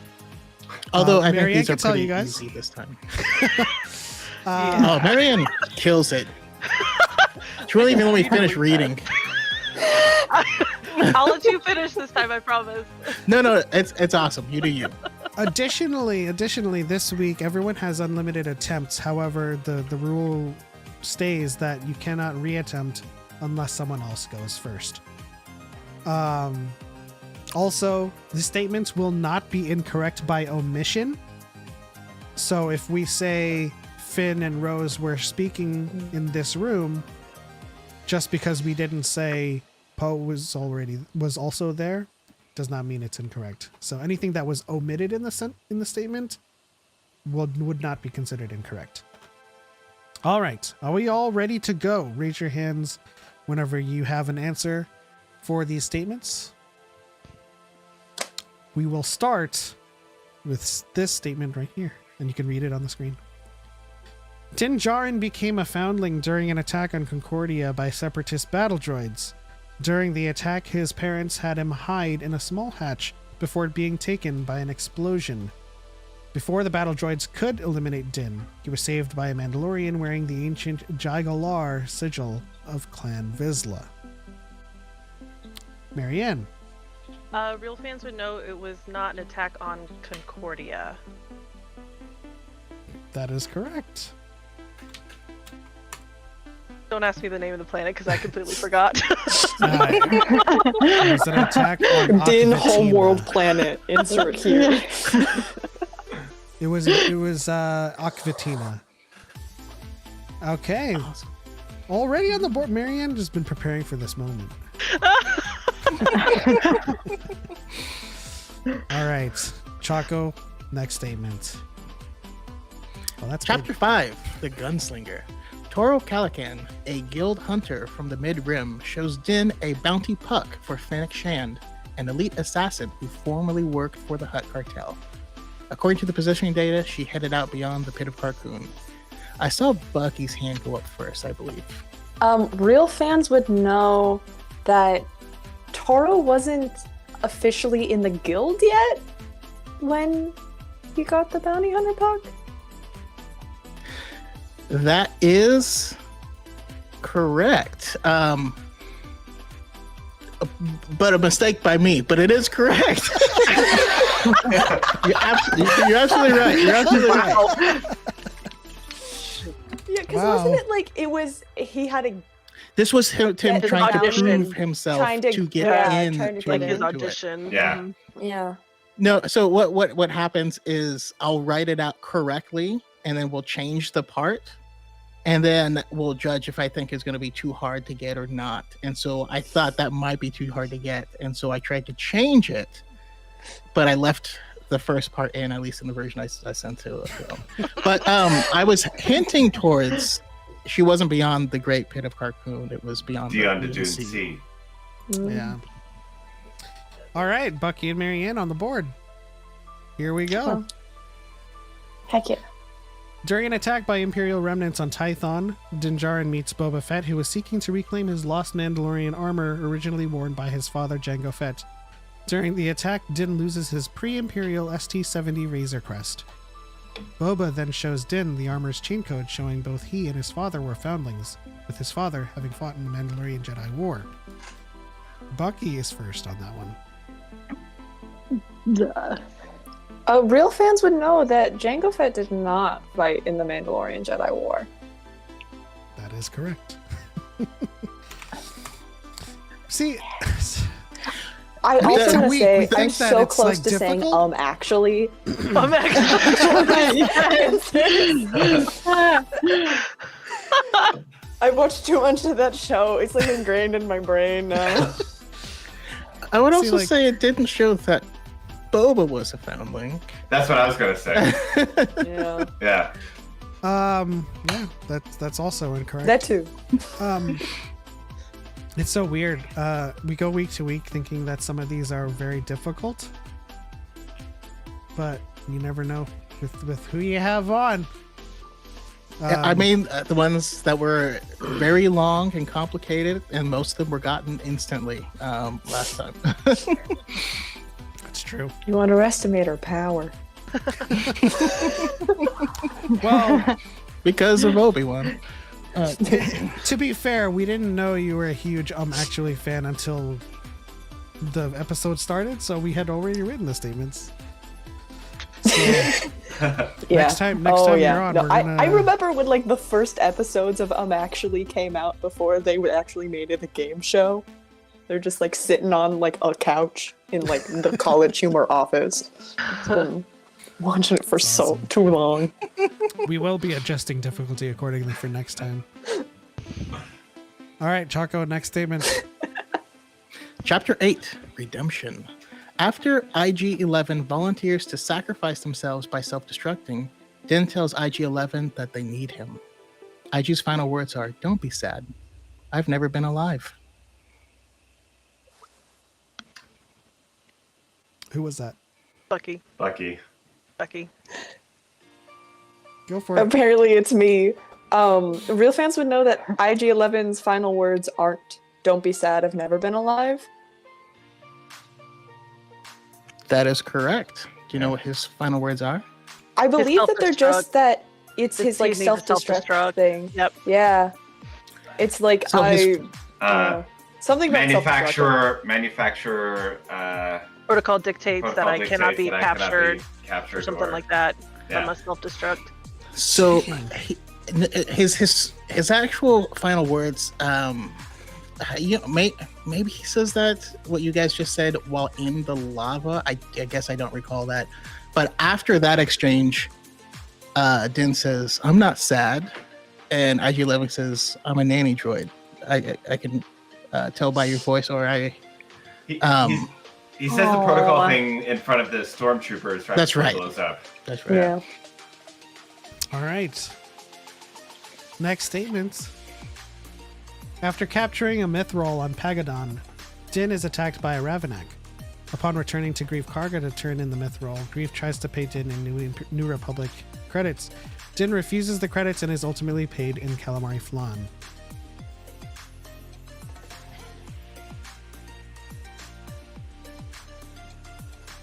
I like this song. This is a good game show song. You know what I mean? Like it has that like pep that Oh, thanks. makes you unintentional.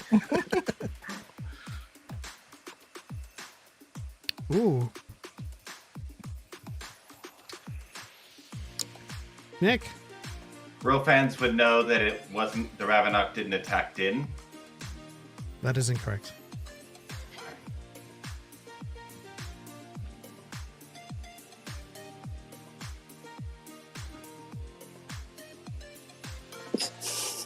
Bucky. I have a non-answer, but real fans would know that Mithril is that like fantasy metal. It's not the name of anything in Star Wars. That's incorrect. That's exactly where my mind went, Mithril? especially because if you look closely, you can see that Grogu's wearing his little chainmail armor underneath Yeah. all the time in this first episode. Yeah. But that is I've incorrect. seen yeah. that there's like new like stuffed animals of Grogu apparently that has like a little bit around the collar. You can like see the chainmail like on the little stuffed animal. It's so adorable. All right, any other tries? Remember, don't look at the chat. But I will say, someone in the chat has gotten it correct.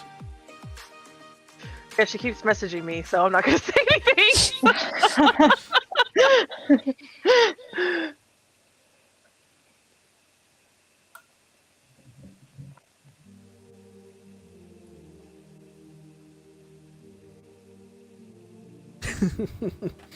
I'm just trying to help.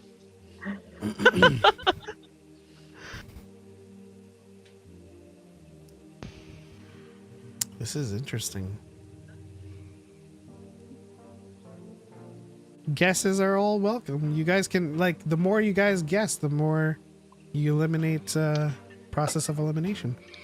Yeah, I mean, guess just start. again Yeah, you can just start eliminating parts of the sentence. I would love to hear Beth jump out there.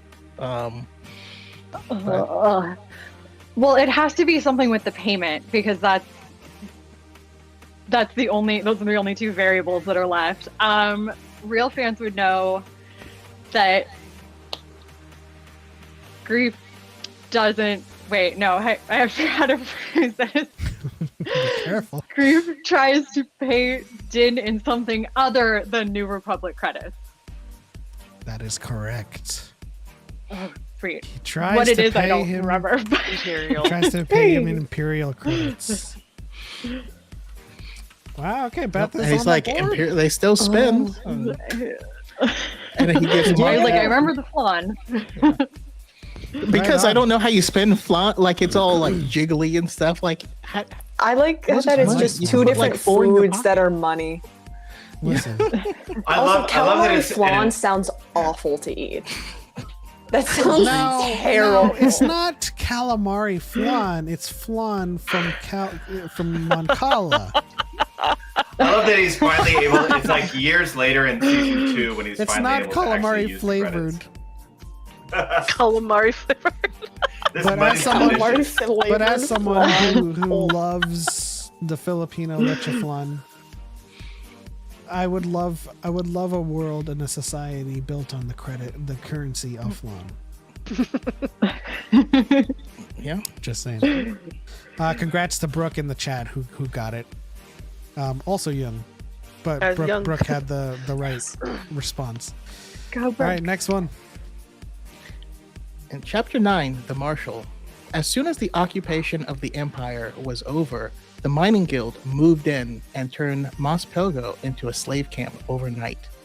Cobb Vanth managed to escape the initial attack while grabbing a Camtano full of credits and wandered into the desert. Marianne? Real fans would know that it was not the Camtano was not full of credits. That is correct. It was spice, I think, right? Or That some is kind incorrect. of spice. No, Oh. it was Still getting the point. Just- You're not taking it. no. You got the point. It was Hey. Syriac crystals. Crystals. Wow. Very nice. All right, so we got Marianne with 2, Bucky with 3, Beth with 1. Nick, step up. Hey! I told you ahead of time it'd be terrible at this game. All right. In my defense, I just watched all of season 1 and 2, so I did a marathon of those. So that's You were I'm prepared for this remembering moment. stuff. Apparently. Wise. All right. The next statement is: when Din Djarin and IG-11 first find the client's target to be an infant, IG-11 informs Din that he has been contracted to eliminate the target by his own clients, the Hutt clan. In his first moment of empathy, Din refuses to allow this to happen and takes out IG-11. Nick. Real friends would know that he wasn't contracted by the Hutt clan. That is correct. Nick's on the board. Stepping up. Yay! Yay! Who was his He'd be called who out. was his client? It was the guild. It was not. It wasn't? His client is never revealed. It's one of They're those only threads. called the client. The client. Okay.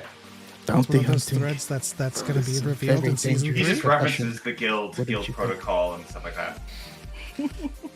Okay. Next statement, Choco. Now there's only 3 statements left, so that means... Oh no, Bucky's only up by 3, so everyone still has a chance. Here we go. In Chapter 11, The Heiress. After saving Din from a group of Moncala on Trask, Bo-Katan, Axe Wolves, and Casca Reeves recruit Din to help on a mission to attack a Ganzati freighter in exchange for information on how to find a Jedi.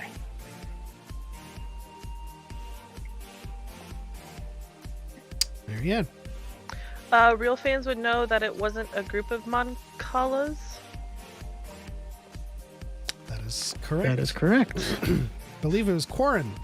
Yep. Foreign, yeah. All right, Marianne is tied up with Bucky. Everyone still has a chance to tie it up with Marianne and Bucky. And fun fact, I believe that that was the Quarren whose face tentacles was partially controlled by our very own Iden Versio, Janina Gavankar, What? Good little trivia there. which is also how she got cast as Ahsoka's mommy. Yeah. Oh, I forgot that she plays Ahsoka's mom. Yep. Okay. All right. Penultimate statement. Upon finding the planet Sorgan, Din realizes there is no starport, industrial centers, or population density. It is the perfect place to lay low, calling it a real backwater nerf herder planet. He rhetorically asks Grogu if he's ready to go in hiding for a couple of months and calls him, "You little womp rat." Uh-oh. Bucky. Real fans would know that he doesn't call Grogu a little womp rat. That is incorrect.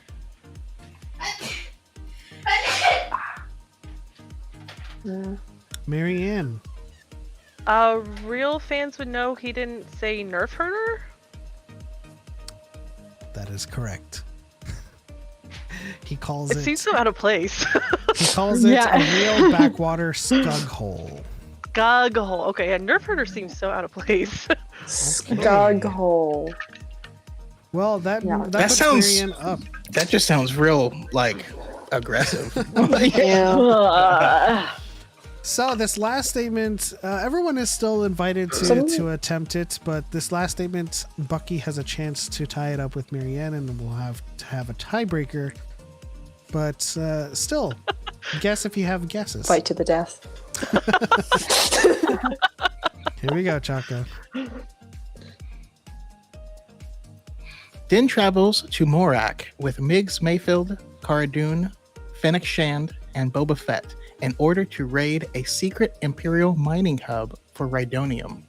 During the missions, Migs meets an old superior officer who reminds him of the horrifying Operation Cinder, in which Migs took part himself in bombing Jakku.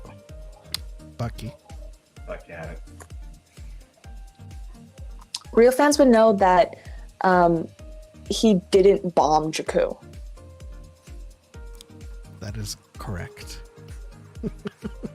We have a tie between Marianne and Bucky. I was gonna be like, I feel like I would remember if they name dropped Jakku. I don't know. So I'm coming for you, Marianne. I'm sorry.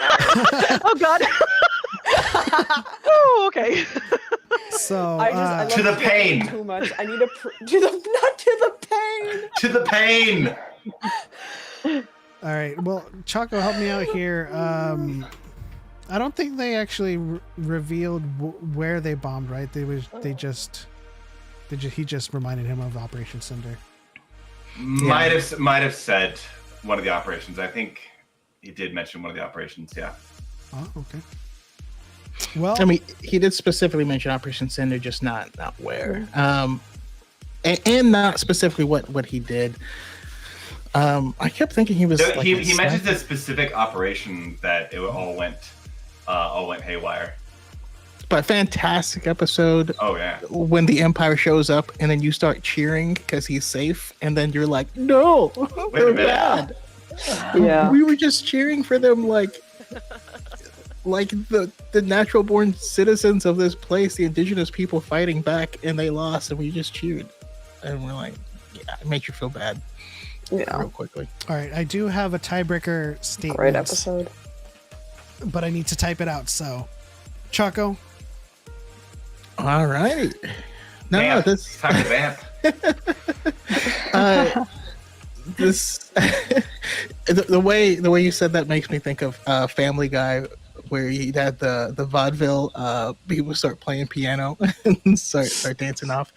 But no, we do appreciate having all these people willing to jump in and like play these games and stuff with us. And I think we are planning to introduce some more, and I would love to just have a straight up Star Wars game night and get a bunch of people, or maybe turn it to like a thing that becomes bracketed or something. I don't know, just to have fun and hang out with the community. Young in the chat is saying yes. You guys would all be willing to be part of it? Yes. Oh heck yeah! Yeah. Yeah. Love trivia. Star Wars trivia is right up my alley. My I'm friend ready really to gave lose. me like a book of I'm like not very good at it. 5,000 Yeah. Star Wars trivia questions. I'm not very good at it.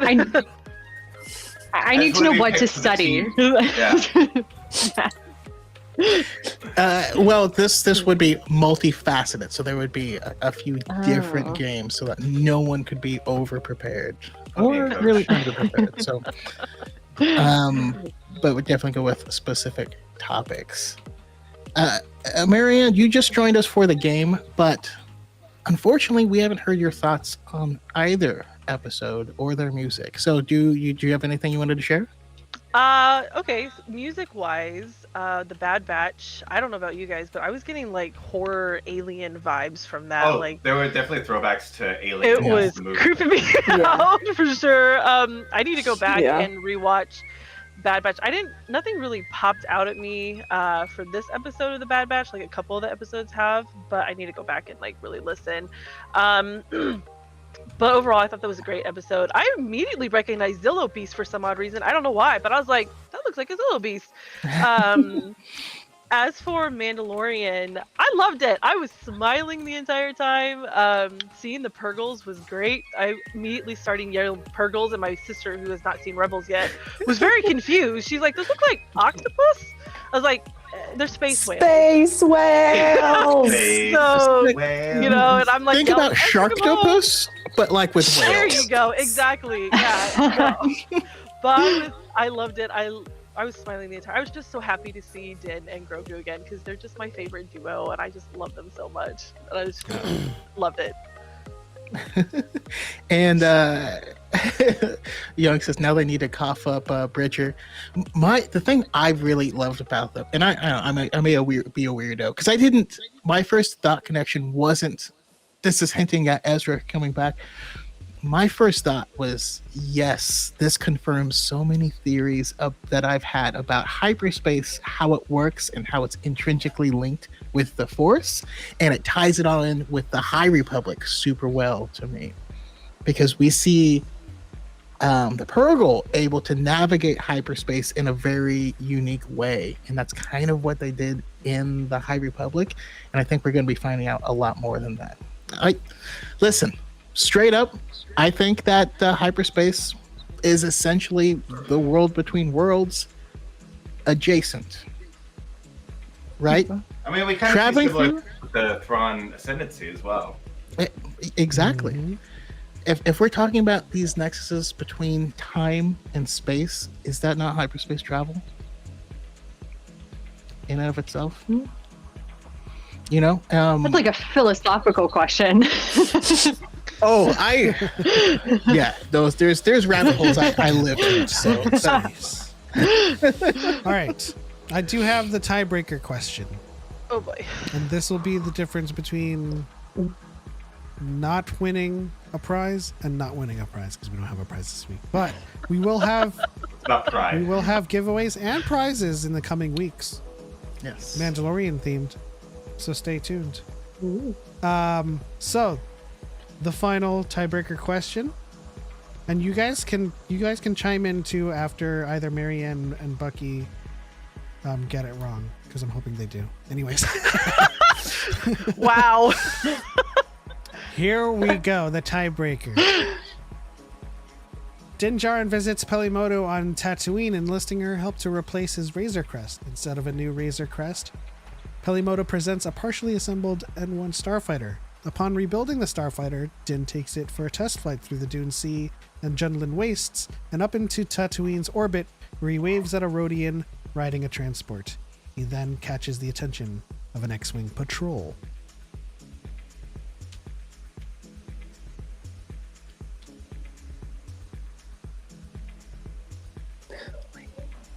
Bucky?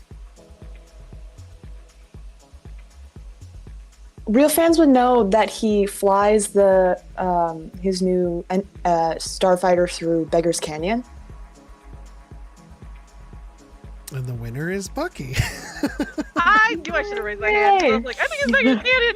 I tried. I was like, took my headphones out of my laptop. I tried to confound it by putting in two places. But man, Yeah. That was the one that poked. I was like, it's got to be Yeah, that right there, I not see, Dune I Sears was- Inland Ways. The others That's sound why right. I was Yeah. a little vague in my answer because I kind of thought he was gonna be either the Dune Sea or the Wastelands were wrong. I was like, I'm not gonna say which one it is. I think it's just he did it in the Wastelands, not the Wastelands, Canyon. in Beggars Yeah. Canyon. That was great. Congratulations awesome. to Bucky. Good for job, being- Bucky. awesome. Wonderful work. Yay! I just got like a job. huge ego boost. As you should. As you should. Nick, you're Well, disappointed. first of all, you I'm just knocked out singing out of the park, and then the trivia, like I Don't don't know. remind me. Yes, Bucky, the singing was great. Don't I remind me. loved that. No, that was great. I do have a real question. What can't you do? Dance. I'm Okay. sure that's a Math. Yet. lie. You know, We'll get you Going to dancing. dance. I bet you. We'll get you My dancing. chemistry homework. in London karaoke, she's gonna start dancing, and we're gonna be like, "That was a lie," you know. Oh no. But I think Choco Now, was dancing also- well, probably not. That's okay. Yeah, no. Hey, that's all subjective. Choco was talking about having just an episode filled with real fans would know, and like a competition between all of the winners and all of the people who want to participate, and just having the whole episode being that thing. Yeah, that and introduce. I think it'd be cool if we just did like Star Wars game night, and we had 3 different games, and just people in the communities get some Twitter people in here, other podcasters in here, and these lovely people Oh my on our gosh. screen, and just hang out and have fun. Do you think we should do it Team TikTok, Team YouTube, Team Twitter? Ooh. I mean, Team TikTok would dominate, but that's not. But I'd be game. We would have to recuse ourselves as proctors, of course. but Well, I'm yeah, just saying. yeah. I mean, I just mean in general yeah, the TikTok crowd is like, on it. yeah. Except for Nick. I'm just gonna keep busting your balls, Nick. I'm sorry. I knew. That's, Fair. you knew I could take it. I did know some of the answers. I was just like, I second guessed myself on these things. Yeah. I read it and I'm like, no, wait. No. I was Am I? thinking too. No.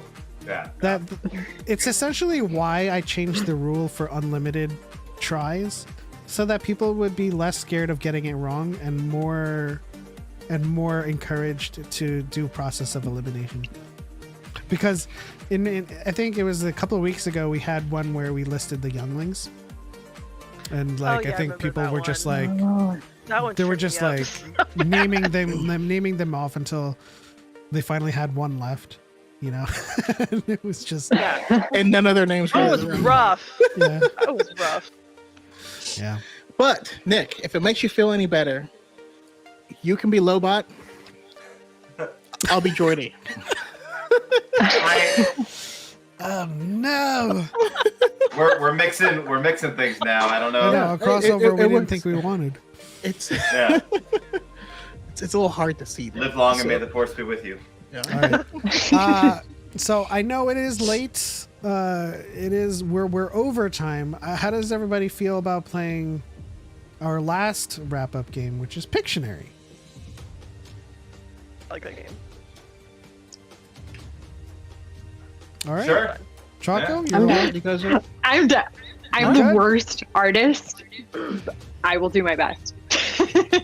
Don't worry, everyone's drawing on buses and trackpads or whatever.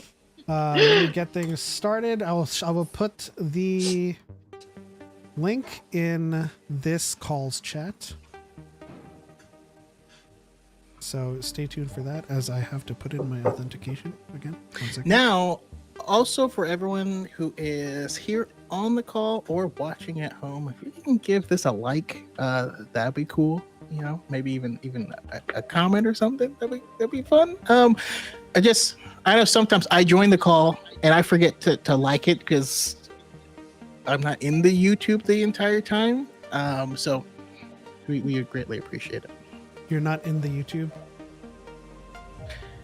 Yeah, sometimes I forget to open it up because it makes sounds that are. All right, so here in What the I'm saying chat, is like there's a behind. link there, and I'm also posting the link in the chat as well. The YouTube chat, if you want to join in. Let me get this on the screen as well in here.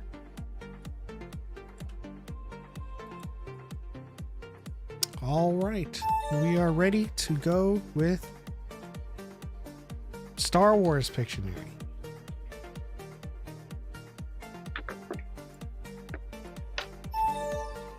And don't be afraid, because this segment is all about drawing horribly and guessing even more horribly. And witnessing Choco's ever-present phallic symbols. Okay, I can't help how things are shaped. I don't control that. That's Pablo Hidalgo. Call him. This is But yeah, feel free to join us. And again, yeah, don't worry if you're not the best artist. I am stick figure man myself. We had Circe's on, and that got intense because she just whipped out a drawing pad and started doing like real art. Case Stanzi as well. Anybody that takes out a digital pad makes me take out a digital pad. And when you see someone using a glove that just has these two fingers out, you're like, oh come on, man. It's like yeah, I can give you guys a demonstration. Anybody want to play Pictionary? Yeah. I'm ready to draw. Oh man. But good art does not necessarily translate to winning Pictionary. Sometimes it's all about how well you draw the idea. Yeah. Anybody else in the YouTube chat want to join in? Please hop in. We will give you another minute or so to join. I think we have everyone here: Beth, Bucky, Nick, and Marianne. So we'll give it another 30 seconds while we talk about how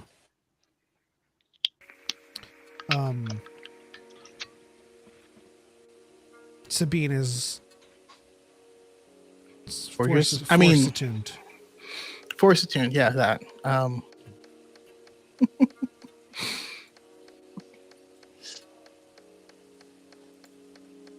Just kidding. I think everyone is zoning in on this Pictionary. They're about ready to draw. Just remember, yeah, Choco's. I'll let you say it. You usually say it. It makes you choose very, very quickly. There's a little timer that pops up at the bottom. That's a timer for your entire turn. To select your thing is really a small fraction of it. So jump on that. No. You basically have 3 seconds to pick out of your choice of 2 things to draw. Now, so sometimes you got to pick and then look up a reference image because you don't know what the hell you selected. But that's okay. Oh, boy. That's okay. Okay. I'm feeling stressed now. Let's start this game. Here we go. Let's light this candle. Okay.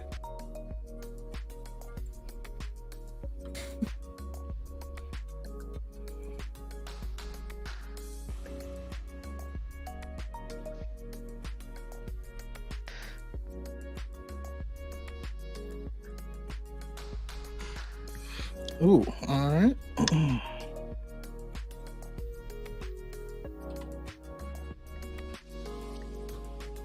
What?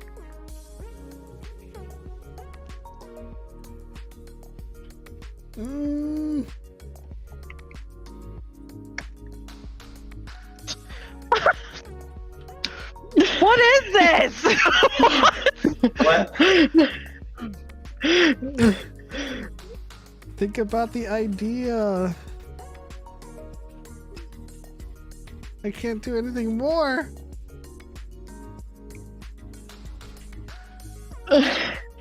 I don't know. Oh my god! You still got it. Yeah, Oh my gosh. that's it. Wow. lightsaber copter. I love those lightsabers so much. I wish we got to see somebody actually use them to fly in Kenobi. Oh, in real life. No, it's so much similar. Everything I said was close. I said those words, but they were close. opposite. I said spinning lightsaber, and it was like close. What? Oh yeah. Lightsaber spinning. Yeah. Yeah, I said helicopter. I was like, wait, and it was like, you're close. That's not it though, but it's the same words. No, okay. I'm giving you hints. Sorry. At first, it looks like a sad boy. You're not wrong. Oh. Oh, There you go.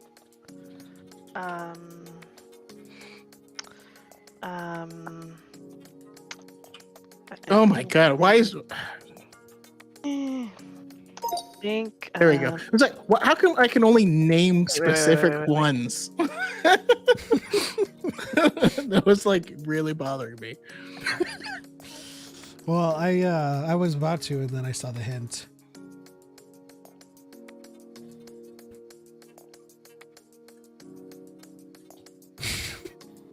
I don't know. I think I know what you're trying to draw there.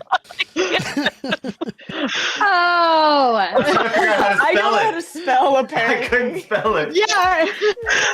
Sorry. In case you're wondering, the hints do come up on the top of the picture.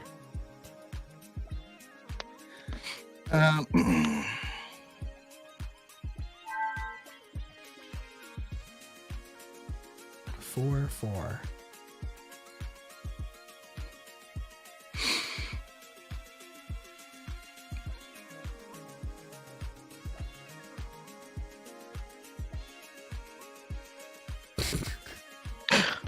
What? Gorian shard? Wait, what? Got one. Oh. What is what? Okay, that's horrible. Oh no! Wait. I need another hint. What? What? Hey. Love me. Oh. Oh. Amazing. Everyone knows. His arm was so big that it offset the whole thing. I feel like I started strong with the face, but like. Oh yeah, now that I look back at the face, it was yeah. It was yeah. I got you. Oh. That's a long one. I'm trying to think of how to. Is that the strawberry Death Star? Huh? Wait. I'm sorry, that's a thrown Pokeball.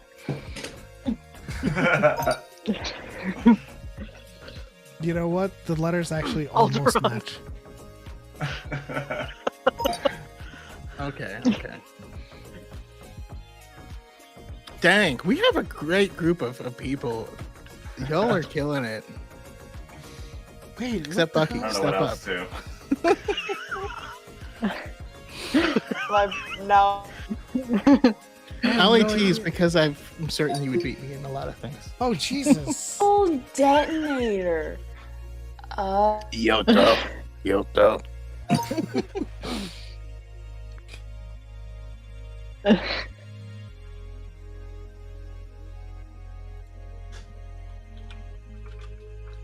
That is a great circle. Yeah, my circle was terrible. Yeah. Lobot. What? Swimming pool?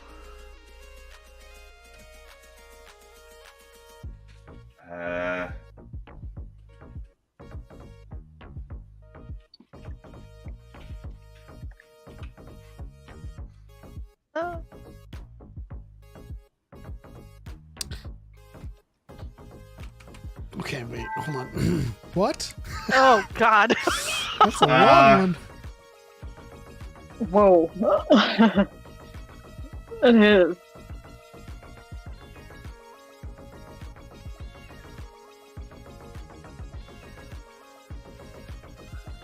What is going on? I have no idea. Oh, I think. Oh my God. I. What are those things?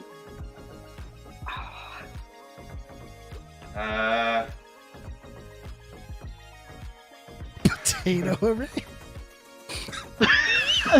I'm not gonna be able to type this out in time. I don't even know. Yeah. I have got no clue. Wait. Oh wow, that helps. What was it? Wayfinder. No. Oh. I'm so sorry. It was. Does it not give the answer? Oh No, not that time.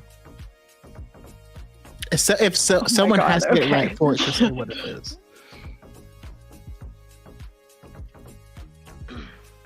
What was the answer, Bucky? Oh, it was supposed to be the world between worlds. Oh, jeez. Oh. Okay.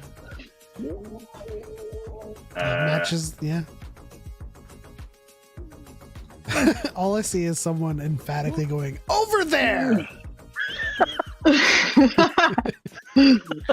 Okay, somehow the face looks like Principal Skinner. Yeah.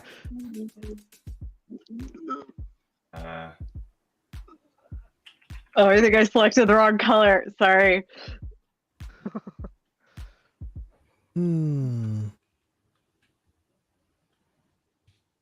What?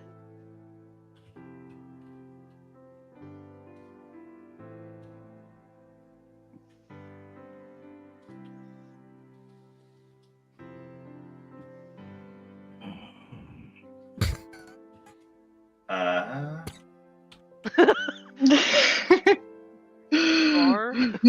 Those are ours. Those are ours. Mars. Oh, wait. No. Yeah. That's good. That's good. I like it. Picasso. I don't get it. Oh, gosh. Oh. Dances. A specific one. Oh, I was close. Okay. We were all Okay. close. All right. So specific. I guess.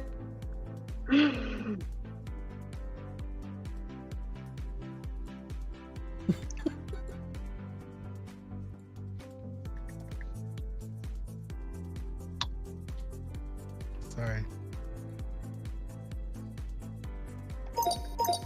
Oh. Okay.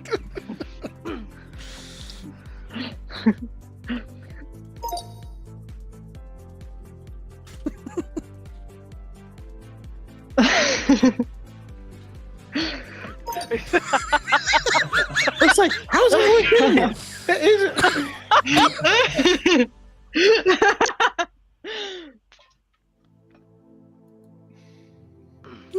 Jesus.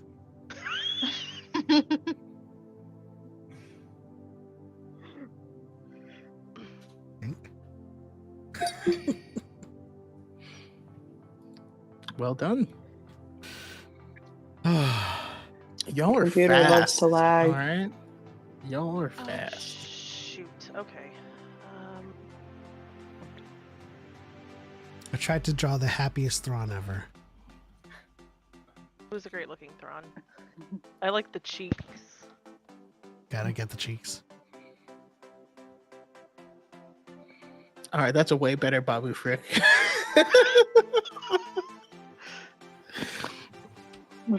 Wait, one word? Really? Oh. Yep.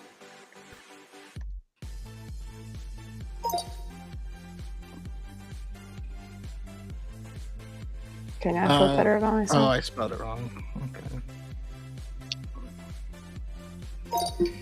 Yay! Good job, everybody. Good job. How did you spell it? Squeezator? I put two T's in there somehow.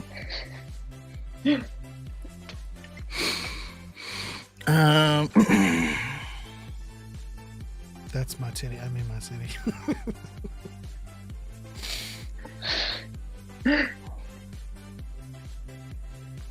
Okay, let's try to do this in a faster way.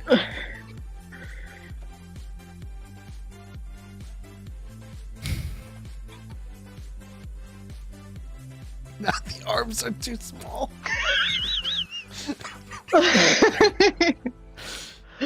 No, okay, I thought.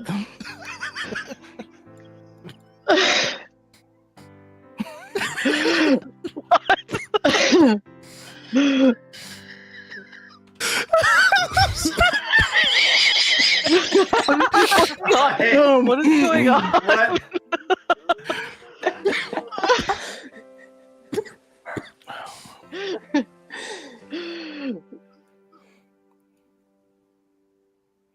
What are you drawing? I'm sorry, it's not gonna work. It's not gonna work. I can't get there. Oh jeez.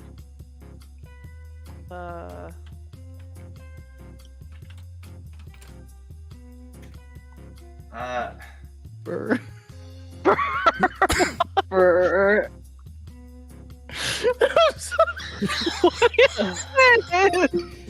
I'm sorry. It was Echo, but I kept laughing too hard. I was like, okay, he's the one person with like a weird screwdriver arm. Everyone will get it if I draw this simple thing. And then it was like, all right, I'm gonna draw a clone helmet. And I was like, what do they look like again? Oh. Whew. Huh? Oh. No?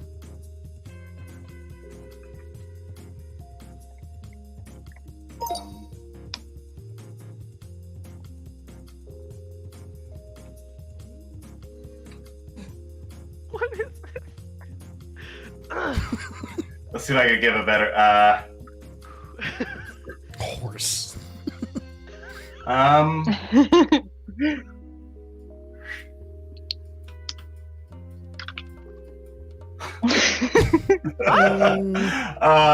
Let's see. Wait. You can hit the hint button. You can hit the hint button.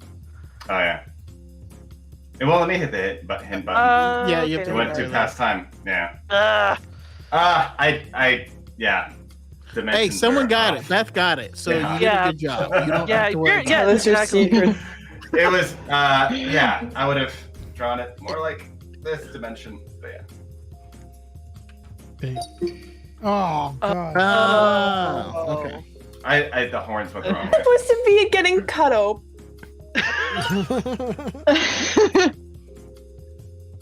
That's what it looked like.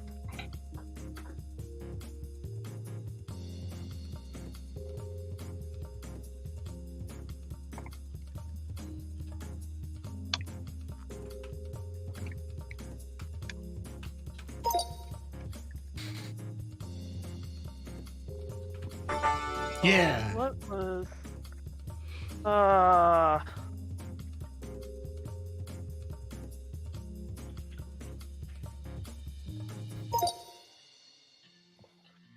Hey girl, them Leku is thick. Because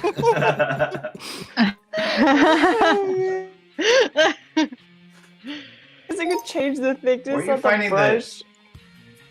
How do you change Oh the my colors on the god. brush? Oh my god. There's a toolbar on the left side. Jesus Christ. I don't even know You how got to. this. Okay. I believe in Okay. You're saying how I feel every time I have to draw anything. So This song also matches the Pictionary mood. little bossa nova action going. We're just going with the stick figures here.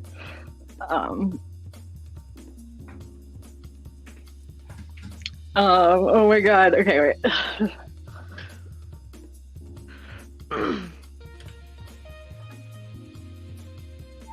Can I hit hint for you guys? There you go. Now you get it.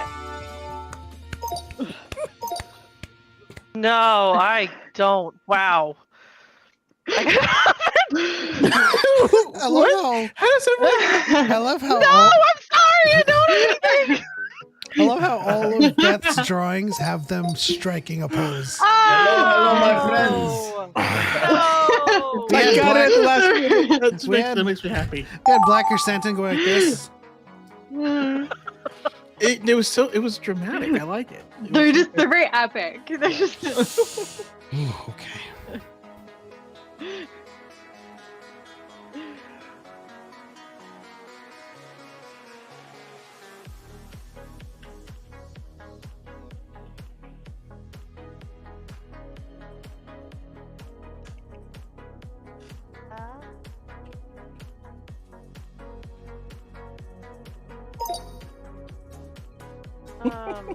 Oh.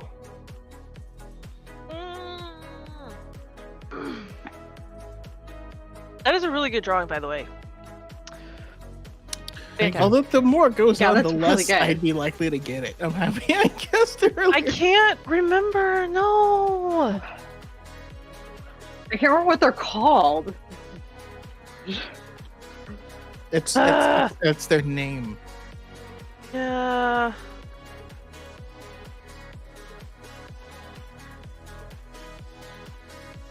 Oh. I can't remember their name.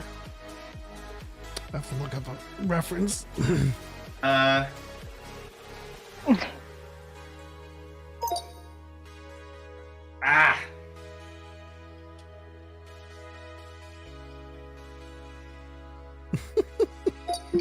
Proxima.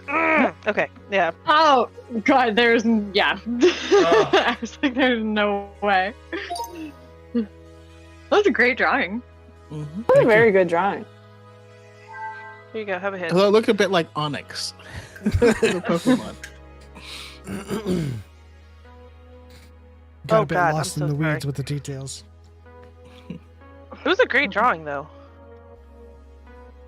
Oh, she made Christmas. Are you kidding me? There.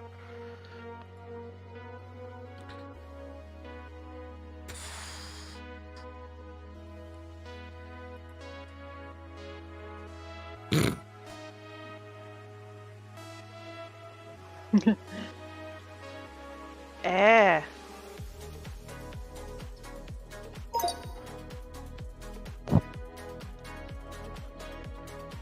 Really? Detail in the Oh. drawing. It's fantastic. Oh my Oh, goodness. shit. Wait, hold on. Oh, I'm gonna be Failing. so mad that I Failing. didn't get this. Oh, Oh dang. I'm an idiot.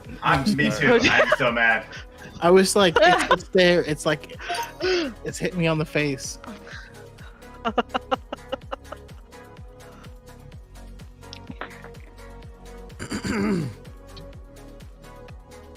Mm.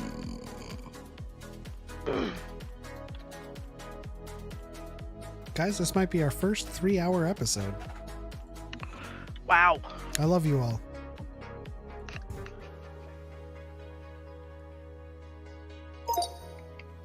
Oh. Oh,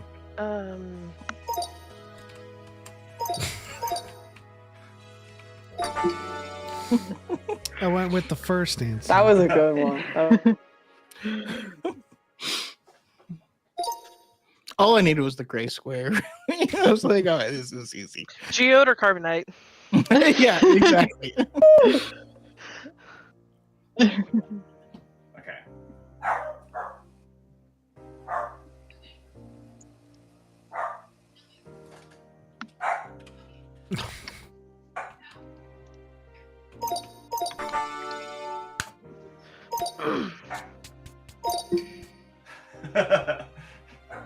Very nice.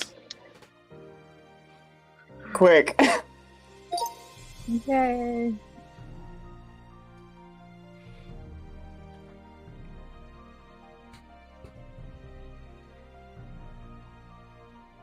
Michael Jackson's glove.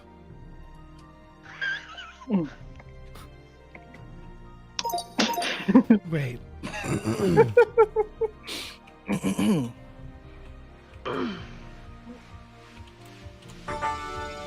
Wow, it was that. I answered as wasn't a it? joke.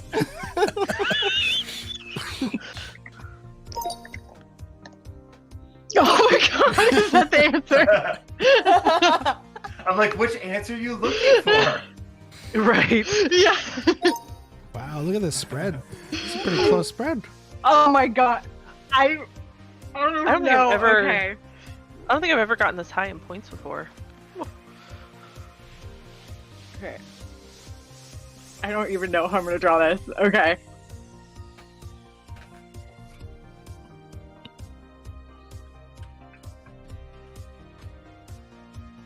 For sheer.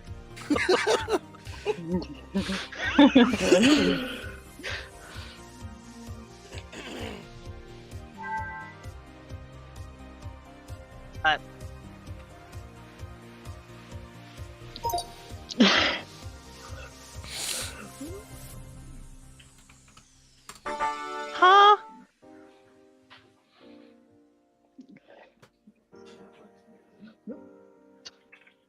Just gonna keep drawing arrows. I mean, there's not much else you can do.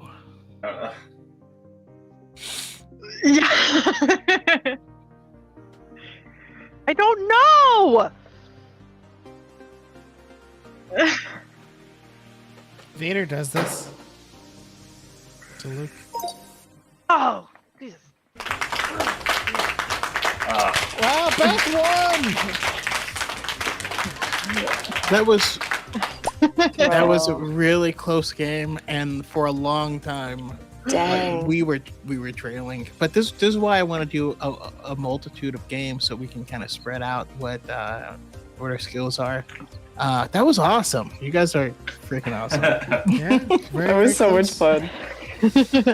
All right. So It is almost 3 hours in to Dyad in the Force. As always, we like to keep it short and sweet, but we got great guests and great conversations going.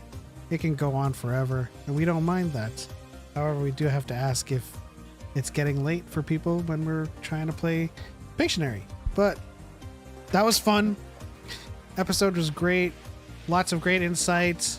Had a huge battle between Marianne and Bucky on Real Fans, but no. Bucky. Congratulations to Bucky on that one.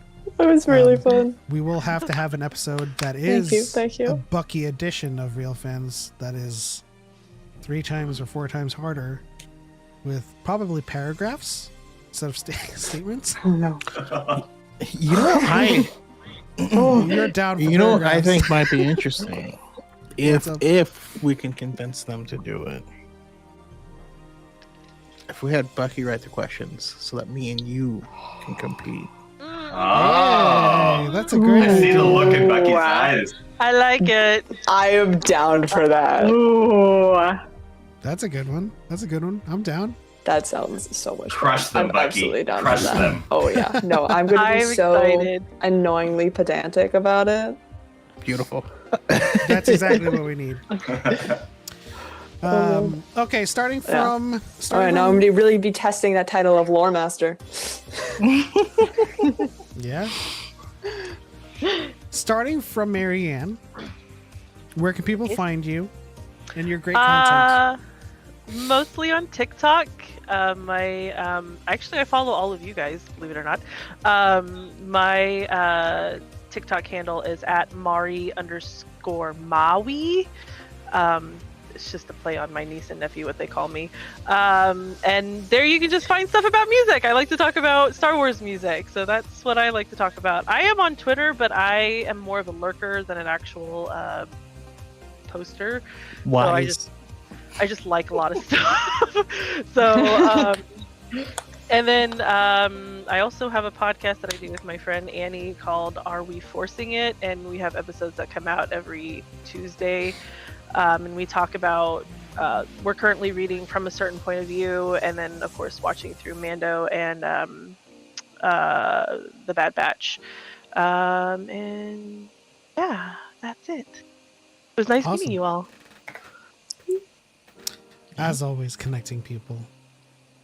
Beth?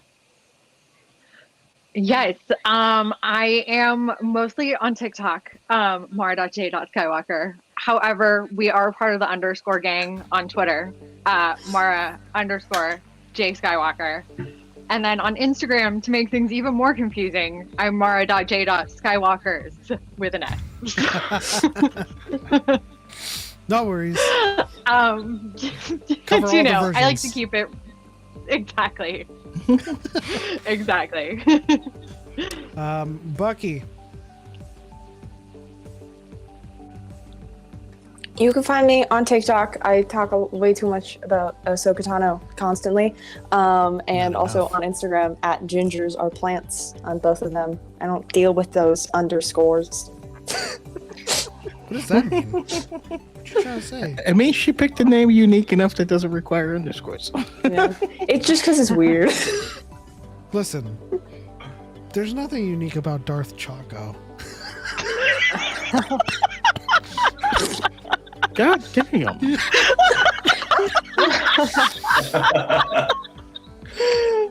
Well,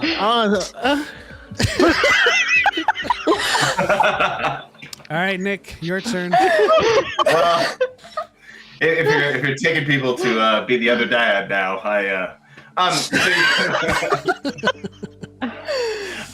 so you can find me codename _Fulcrum on TikTok, YouTube, and Twitch. And of course, YouTube is kind of what I'm trying to grow right now. My Wednesday podcast at 5 p.m. Pacific, Secret Transmissions. And then Instagram is Nick codename _Fulcrum __. No, just that. Nice.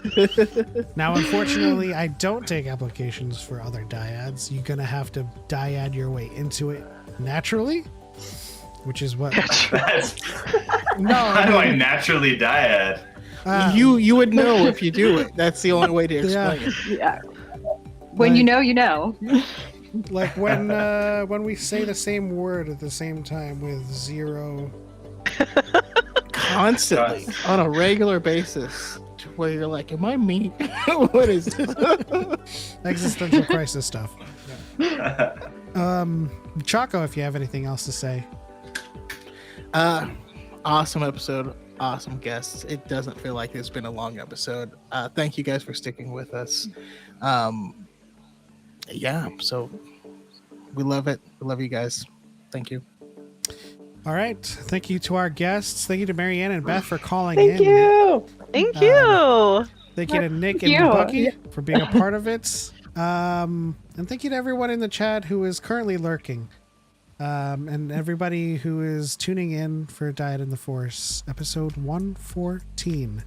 Another week, another one down. But that's the end. On to the next one. For light and for life. We're all the Republic. And live long and prosper. That is so wrong. You're so wrong.